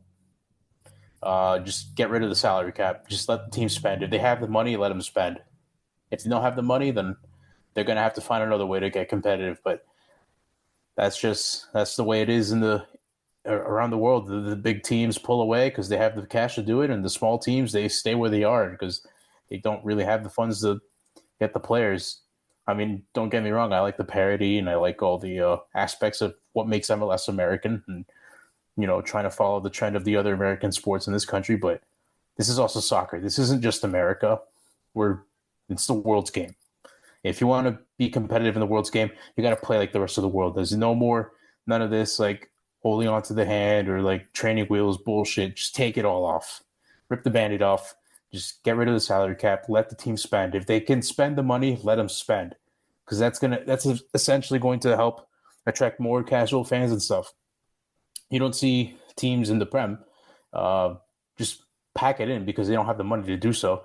No, they're actually competitive because of everything that we talked about with the development and also the contract as well. The TV contract, it's the best TV contract in the world in football, the Premier League. So maybe also that as well. Like, Apple TV, you have a huge contract with them. Everybody gets their fair share of slice of the pie. And, it's up to the teams if they want to spend it smartly and, keep investing into the team and win championships.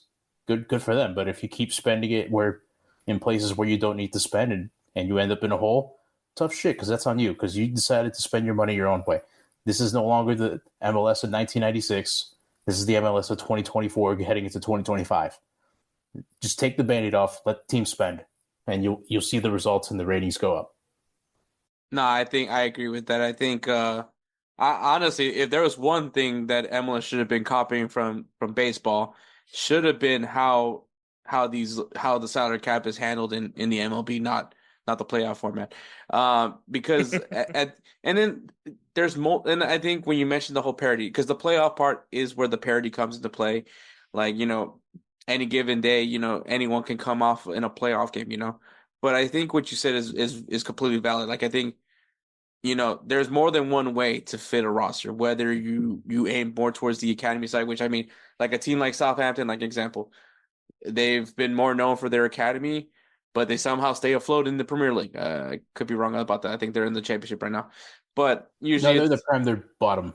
Okay, well, I mean, but point proven still, a team that gets into the Prem, despite the fact that they're just a kind of a developmental team, which most of the players end up going to bigger, brighter places once they leave there, but they still somehow always flirt around with the Premier League. And then you have your big money teams, right? The Man Cities. Are they always going to win? Not always. I know, Davi, I know you're a Man City fan, but I mean, but you expect them to win because of the fact that they have invested so much on that team. You get the best players, you expect to win. Same thing like baseball. Sometimes you have that small market team like the Arizona Diamondbacks that wins the World Series that one time or two times actually. And then you have the teams that spend a bunch of money, got Ohtani and wins the World Series. Like that, those are things happen. You have teams that spend money and win, but then you have people that spend little money and still win. So there's not like a clear way to fit a roster. And I think that's what soccer and football brings to the table. Is like, I think that's why the Yankees sold 10% of their stake to Marcelo Claude, because they want to keep Juan Soto. Fair enough. Dirty tactics, but do what you got to do, right? Dude, yeah, you do what you got to do. And plus, I don't see the Yankees being a part of the equation for NYCFC in the future. I think once the stadium opens up at Willet's Point, I think they're done. Yeah, fair enough too. Because I mean, Man City is more of plenty of a resource. Which I mean, speaking of if you get rid of that salary cap, I'm sure having the resources of Man City Group, and just being able to have guys miraculously just pop up in your roster and then miraculously just disappear. Could be beneficial as well for NYCFC. But once again, like if you have your resources, let those teams use it. Like the fact that Inter Miami, coming into the season had to like jump through hoops just to make it within the salary cap or whatever whatever the hell it was. I don't know what they actually did. It feels like the roster stayed and the they same. also got caught when they came into the league. Yeah. Cheating. Yeah. It's wild. Like I said, the amount of money that goes in the MLS is crazy. But you mentioned New York City FC. They brought in $95 million last year, and they had a $9 million operating budget. $9 million. The average operating budget in the MLS is $14 million. The average operating budget in the MLS is $7 million. The top is $14 million. So all these guys brought in over $100 million, or at least over $70 million, $60 million. Yeah, not only that, I think and they don't do anything with it. A certain percentage goes to the Yankees and the Mets for using their stadium too, because we need to pay for the changing of the fields, and then also they're not just going to let in some random MLS club come into their stadium and play. Like we actually need to pay up. So it's crazy to think too, though, because like when you think of like Chicago, right? They sold what's his name, the goalkeeper, Gaga Slanina, right? I think it was like a huge transfer, right, for him, and they can't even really use that money, right, because of the fact that you can only use this amount of money to spend, even though I think it was like their biggest transfer was Gaga Slanina going to Chelsea. I could be wrong on that, but it was it was a very good transfer budget for them, and they can't even use that whole amount to go and get players. And maybe had they been able to use that money to go get 2 or 3 guys, maybe Chicago's season would be a little bit different than what it was. And I think same thing for Philadelphia. I mean, Philadelphia doesn't spend money, but I mean at the same time, they've sold so many players to Europe at this point. The Aronson brothers. I don't want to list any more players because I can't stand Philadelphia, but I mean, their team would be pretty good. They're way better than what it is now if they were actually able to use that money. I mean, NYCFC in the summer of 2023, they sold Tati Castellanos and they sold Gabriel Pereira. Castellanos was out at loan in Girona, and then we sold him to Lazio for about $17 million, and then we sold Gabriel Pereira to the Qatar League for I think about $10 million. So we ended up making around $30 million in last summer, and we were able to use like I think the amount was like $2.5 million or something like that. Like no more than $3 million we could use for transfers, which is absolutely ridiculous. Because if you make $30 million dollars in sales and player sales, you should be able to use every single one of that penny to make your team better. Yeah, fair enough. And I think same thing. Like if you look at FC Dallas, right? When at one point FC Dallas was like, this academy just shits out many players. And you mean to tell me the guys that were responsible for Chris Richards, for Weston McKennie, for Reggie Cannon, even though that didn't pan out too well for him, Pepe, Brian Reynolds, Pepe, like all these guys that have gone to Europe and are actually featured on the U.S. men's national team. You mean to tell me they can't use any of that money to? Honestly, it's crazy to think that FC Dallas is one of the original 6 and doesn't have an MLS Cup on their shelf, and they were at one point the standard when it comes to academies, and couldn't even take advantage of that because they can only spend this X amount of dollars because of the salary cap. Yeah, I think Davi, you picked the perfect one to end this with because of the fact that the salary cap needs to be addressed and it needs to end.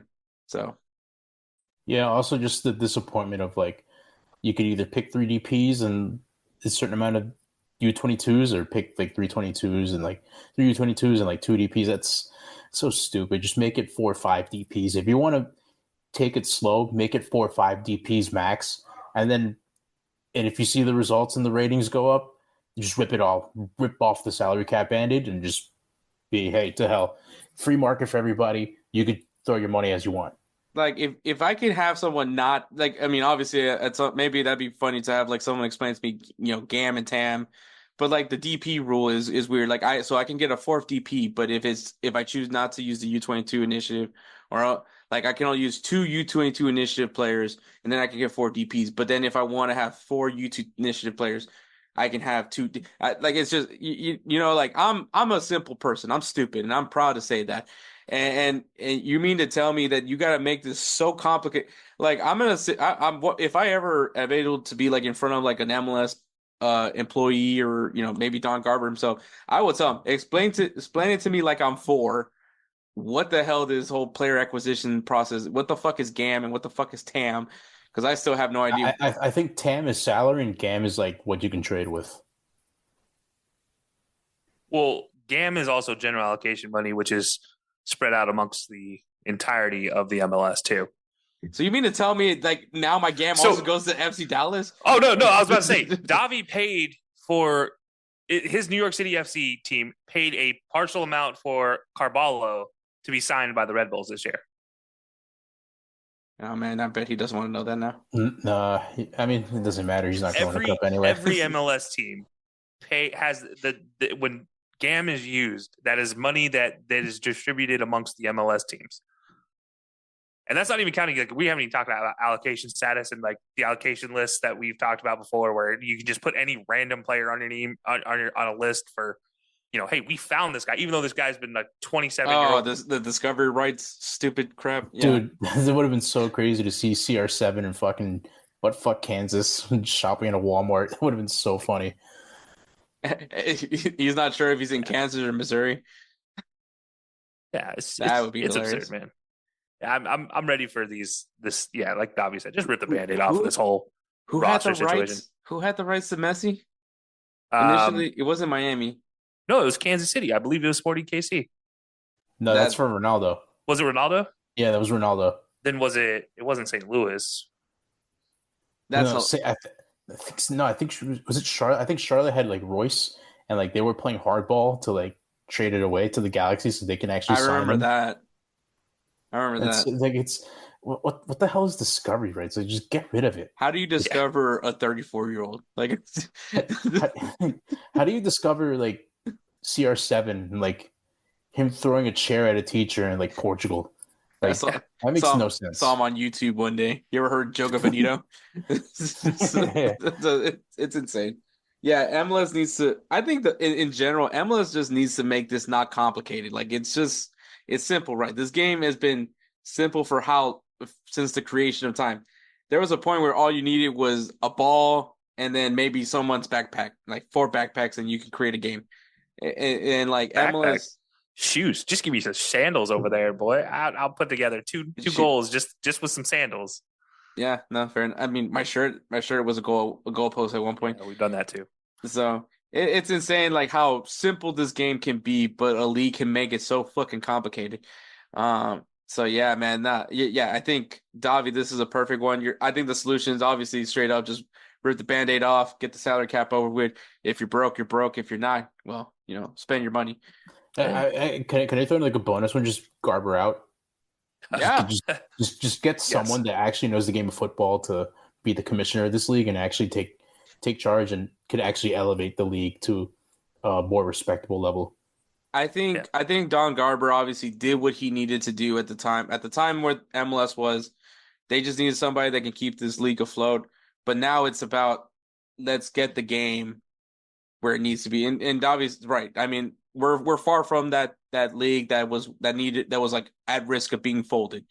Like we're way past that now. Like now we need to start building the game and building it right. To once again, like MLS is in a weird situation where you have to find a way to appease the American fan, the guy that doesn't like all he thinks is like, oh, all you do is kick a ball, like that guy, and then at the same time try to get this hipster football snob to try to respect this league, So that's where MLS is at, and I think there needs to be a new commissioner that can do that, where he or she can come in and look at this league and say, this is what we need to do to get the best out of this league. And I think Don Garber out, perfect honorable mention for it. And don't let him move on to the USSF or CONCACAF afterwards. Otherwise, we'll all be screwed.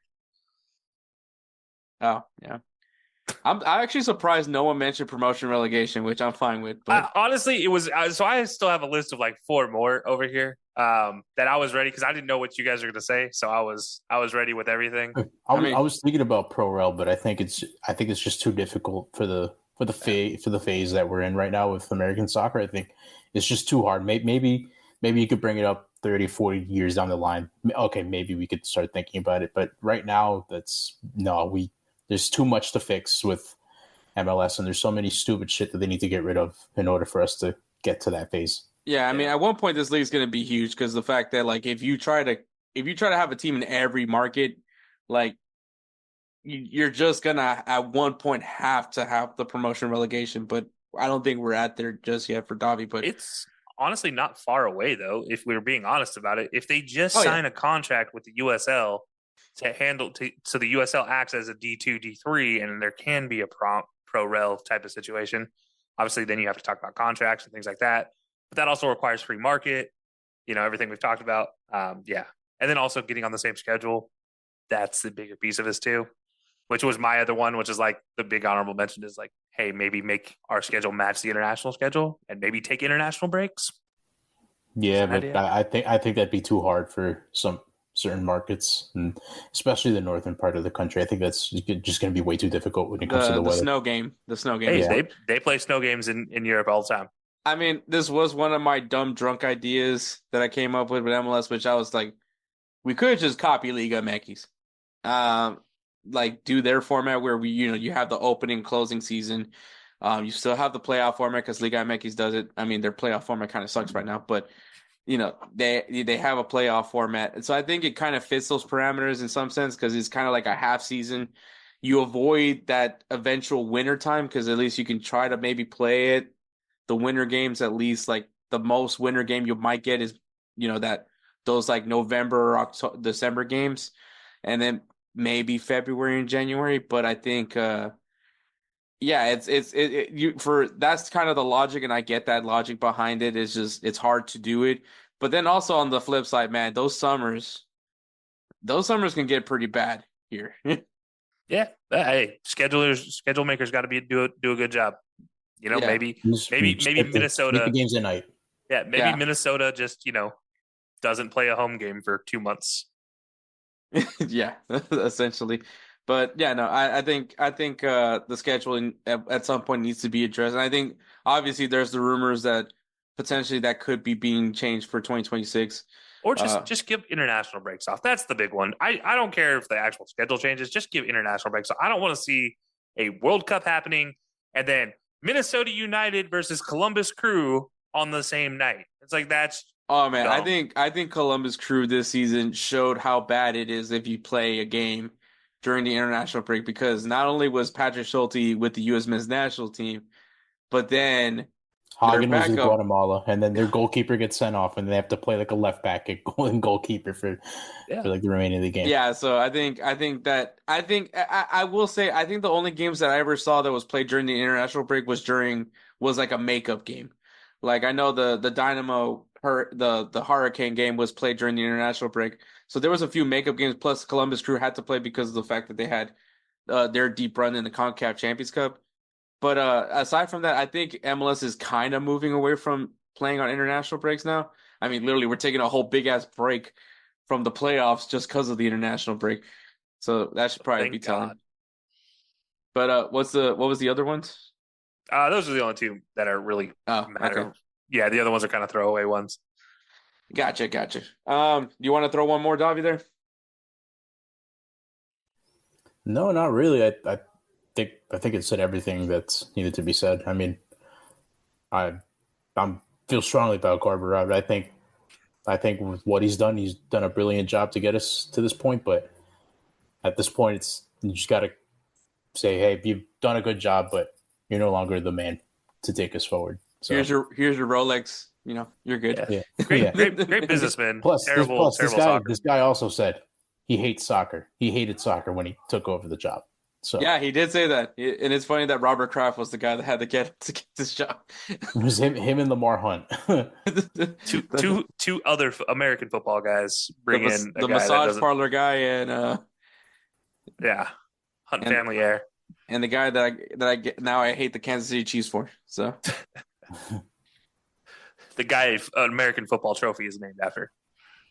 yeah, it's kind of funny when you think about it, especially like where FC Dallas is at, and then you look at Kansas City. Man, the memes. I'm sorry, Jose. You know, it's not your week, man. But all right, man. Davi, Kelcey, I appreciate you guys coming on to bash the MLS a little bit in some sense. That's actually how the podcast actually started, by just the name itself. It also makes fun of the MLS. But Kelcey, this is your time. Go ahead and tell everybody where they can find you. Yeah, you can catch me over on Hilo Sports with my co-host DJ every Wednesday night at 8 p.m. Eastern Time live over on YouTube, Facebook, Twitter, and Twitch. And if you want to just listen to the audio episode the next day, it's available 8 a.m. the next morning on every platform that you can think of. Otherwise, you can follow us on social media at Hilo Sports or at high_low_sports on X. All right, Davi, tell everybody where they can find you and anything that you want to promote. I'm Dot Boy Davi on X. Boroughs Pod. Whenever we get to upload an episode, we'll go ahead and post it on the Boroughs account on X. Also, GolzTV has a recurring guest on GolzTV. Wake Up MLS. You know, good guys over there, and just excited to talk about the remaining part of the playoffs, and hopefully this international break goes by quickly so we can resume with the fun playoffs.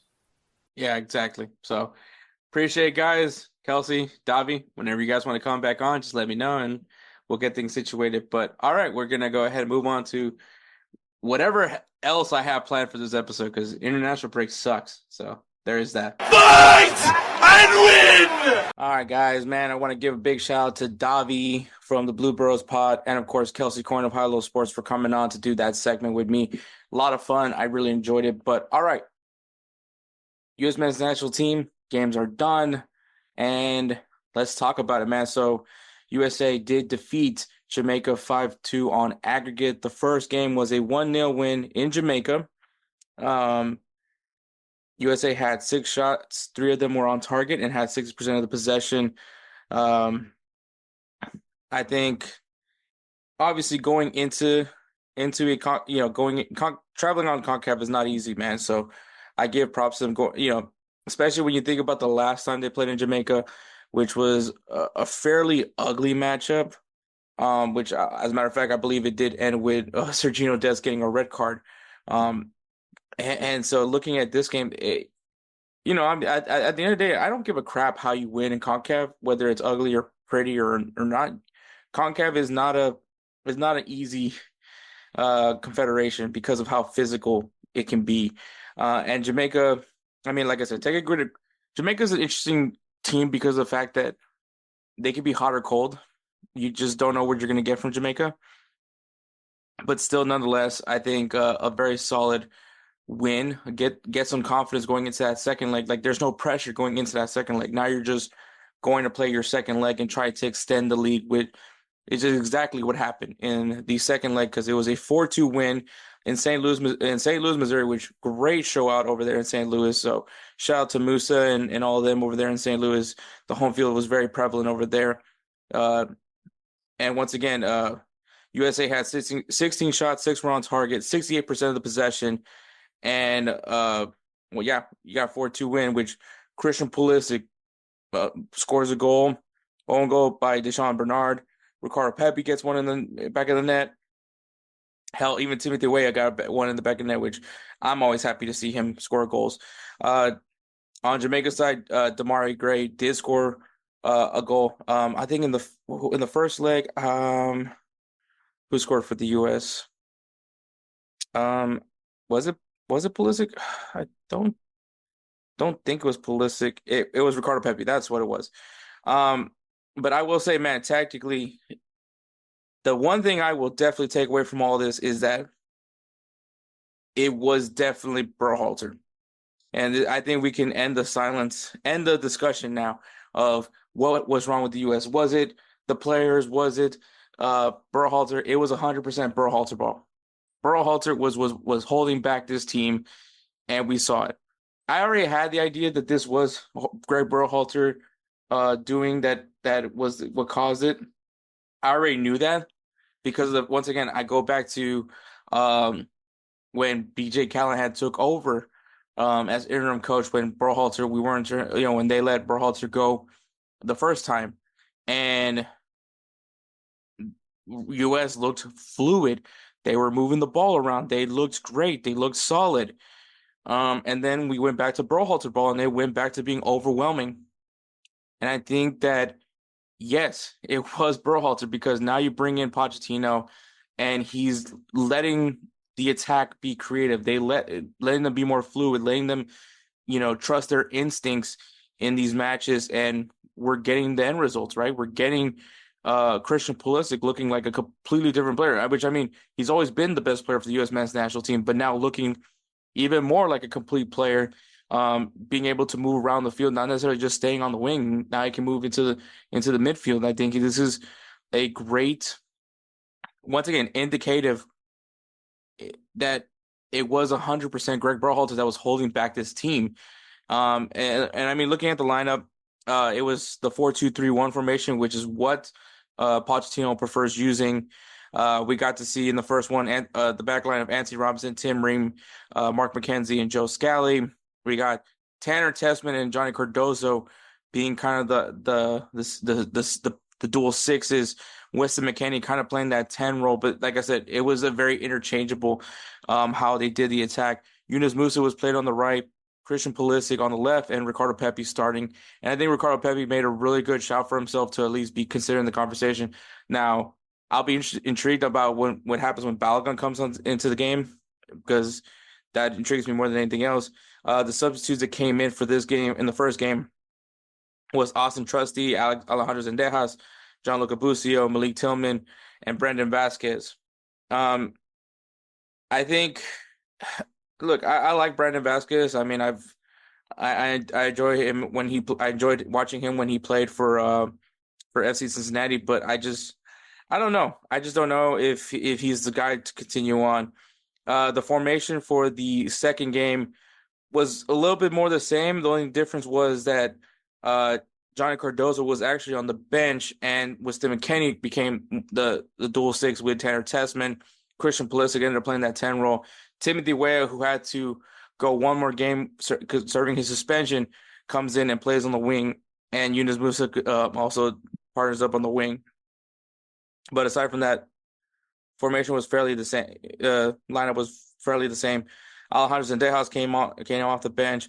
Brendan Aronson came off the bench. Gianluca Busio, Cade Cowell, and Brandon Vasquez once again. I think all in all, good, right? You move on to the next round, which is the semifinals of the CONCACAF Nations League. You proved all the doubters wrong about the U.S. men's national team, that it wasn't in fact the players, it was in fact Greg Berhalter that held them back. There's a lot of positives to take that from that aspect. I think you're intrigued of what else could come from when this team is fully healthy, which obviously Balogun is the name to think about, and of course Sergino Dest, in which I believe Dest will be back in March. It'll be interesting to see how he's used in his tactics, because I think in the attacking side they switch to a back three, which Joe Scally ends up becoming that third center back. I don't know what Pochettino has in mind, because I mean, I think when you talk about fullbacks, Sergino Dest is definitely better than Joe Scally at the moment. Even with being injured, Sergino Dest is a very crucial player for the U.S. men's national team. But I think that it's going to be intriguing on what is all done to prepare, especially in that March call up. But yeah, this was a great follow up, a great response to the last international break. And the reason why I say that is because obviously there was a lot of controversy going back to that friendly in Mexico. And I think that my answer, which I figured was the case, was we're talking about a friendly. This is Nations League, which granted, take it with a grain of salt of how you feel about the Nations League. It means a little bit more because there's a trophy on the line. And I think for an international friendly, yes, it's against Mexico. I get that part. But at the end of the day, you know, if we can afford to, let Christian Pulisic go with AC Milan, which maybe in the future could help benefit us, if we ever do end up needing Christian Pulisic, and AC Milan might be kind of hesitant on letting him go. This would be kind of one of those times where we can be like, hey, look, we did this for you. You should return the favor. And yeah, like I said, I took that Mexico game with a grain of salt. Panama, like I said, you were supposed to be Panama. Mexico, it just sucks losing to Mexico in general because you don't want to lose to Mexico. But once again, it's a friendly. And I think what we saw from the U.S. in the Nations League against Jamaica, a team that, yes, they in hindsight should be a good nation, especially with all the really good players that they have switched over from England to Jamaica. But I think at the end of the day, man, like I think U.S. should be able to take care of CONCACAF. They should be able to handle their own against CONCACAF. It shouldn't be overwhelming. And once again, the road games is going to be tough. But once again, I can care less how you win on the road in CONCACAF games. I just want you to win. And I think that was the good part about that 1-0 victory. And then when you're at home, you should be going guns a-blazing, which they did in St. Louis. And I think great performance. I think it answered. I got a lot more answers now, and I'm even more relieved that Greg Berhalter isn't the coach of the U.S. men's national team anymore, because this solidified that it wasn't the players. I know there was people that were doubting that Berhalter was the problem, that it was probably the players, that we're just not a good soccer nation. Well, guess what? Same roster, different coach, and it's clear a coach makes a huge difference. Mauricio Pochettino is probably one of the more well-suited coaches that the U.S. men's national team has ever had. And we're seeing what this crop of players that is said to be, quote-unquote, the golden generation is capable of doing. And so I'm happy. I can't wait to see more games from the U.S. men's national team because, like I said, I want the hype to be there, especially come 2026. So I'm all for it. I can't wait. I'm happy. The U.S. men's national team did what they were supposed to. Once again, beating Jamaica 5-2 on aggregate, 1-0 on the first leg, and 4-2 in the second leg. Solid performance. But all right, that's all I got for U.S. men's national team. We'll go ahead and segue on to, I guess wrapping up games to watch this week and games to watch. Righteous Felon Craft Jerky is the official jerky of Belly Up Sports. For over a decade, Righteous Felon Craft Jerky has led the American meat snack revolution by concocting delicious, adventurous, U.S.-sourced jerky recipes for uncompromising carnivores across the country. With 15 different flavors to choose from, Righteous Felon has all jerky lovers covered, and by using promo code BELLYUP, you will get 15% off your purchase at RighteousFelon.com. Do your taste buds a favor today and rip into a bag of Righteous Felon Jerky. All right, guys, we do have some games this weekend. We have the NWSL Cup final. Orlando Pride, Marta, this is her final season. She is hanging it up this year. So can she get the proper send off with Orlando Pride and win the NWSL Cup? But she has a very tough opponent. Sheesh, I can't speak words right now. But they're going to be taking on the Washington Spirit. Trinity Rodman and the girls, so is this the proper send off for Marta, or will this be a passing of the torch for young Trinity Rodman? So we'll see how that all goes. MLS Cup playoffs, man, we're back in action. We got the quarterfinals or conference semifinals, however you want to call it. All right. So just so you guys remember, we got New York City FC taking on Red Bull New York. I'm sure Davi from the Blue Boroughs Pod is going to be very much in full anticipation of this Hudson River derby. We got Orlando City taking on Atlanta United. A little bit of not really a derby, but there is a rivalry between those two teams. So a juicy matchup there. In the Western Conference, we got LAFC taking on the Seattle Sounders. A lot of history between those teams in the playoffs. And the LA Galaxy taking on Minnesota United. So those are the matches this weekend. Enjoy. See if you guys can relax and enjoy some sweet MLS action. I know it's not for everybody, but hey, these are some juicy matches. Even though Messi's not in there anymore, it's still worth the watch. I guarantee it. All RC Lens taking on Marseille in Ligue 1, and Stade Reims taking on Olympique Lyon, who that is, if you guys remember earlier in the episode, I mentioned about a very juicy news piece that we will be talking about in next week's episode, is Olympique Lyon getting hit with an automatic relegation to League 2. Like I said, we'll get more into details about it next week, but so I'm sure there's going to be all eyes on this game because at this point, man, if you're an Olympique Lyon player, you are literally playing for your next job because most guys that are going to a relegated team aren't necessarily trying to stay on that relegated team. And I really feel sorry for Alexander Lacazette, but there we are. In the Bundesliga, we got Borussia Dortmund taking on SC Freiburg and Bayer Leverkusen taking on Heidenheim. And the Serie A, we got AC Milan taking on Juventus. So we got a little Timothy Weah and Christian Pulisic action over there. Obviously Weston McKennie as well, and Yunus Musa. And Napoli taking on Roma. Roma is not looked very good, and Napoli, they're looking great. So we'll see how that goes in Serie A. In La Liga, we got Celta Vigo taking on FC Barcelona, and Athletic Club Bilbao taking on Real Sociedad. Some good, juicy matches there in La Liga. And in the Premier League, we got Manchester City taking on Tottenham, and Arsenal taking on Nottingham Forest. So we'll see. Nottingham Forest having a really good start to their season. Can Arsenal get them off get them on a funk and start bouncing back? Because they're looking great. But yeah. So those are some matches this coming weekend. Obviously, it's not all the matches that are being played this weekend. But if you guys need a good beginner's guide, well, there you go. So we'll take one more break and then we'll go right in. You know what? No, we're not going to do that. We're just going to go right into it. Thank you so much for listening to episode 195. I want to give a shout out to the Belly Up Podcast Network, man. Belly Up Sports. Check them out, BellyUpSports.com. Lots of great articles that are constantly written by some great, amazing writers.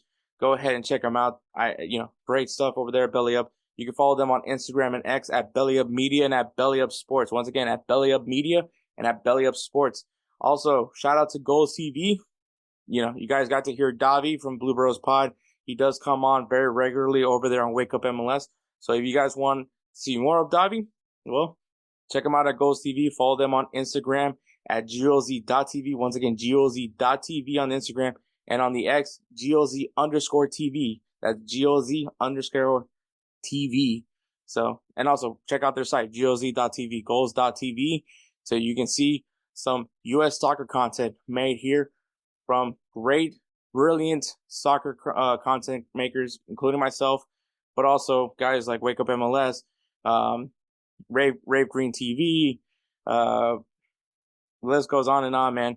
Lots of great stuff done over there at Golz. And of course, shout out to Roosevelt Spencer. If you guys hear the intros and outros for this podcast, it is done by our legend, Roosevelt Spencer. He's also the namesake of the Roosevelt Spencer's Player of the Year award. We care about Spencer. We love Spencer. He just became a father.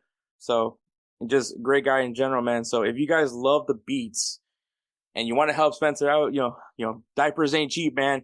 So if you guys want to help Spencer out in that case, go check him out on Instagram at ThatGuyDope. Once again, at ThatGuyDope. If you guys need some beat work done, he is your guy. I guarantee you're going to love his beats. We love his beats. We always keep asking him for more beats, and he just provides. So, especially if you guys like the intros and outros from our podcast. And, obviously, when you hear our singing bets, he's the one that unfortunately has to try to fix our voices on that. So a lot of auto-tunage on that one part. But, thank you so much for listening to episode 195. Catch us next week for episode 196, which we already have a juicy story that we're going to talk about. We're going to talk about Olympique Lyon. So, get ready for that, man. So thank you so much for listening and catch us next week. Take care, guys.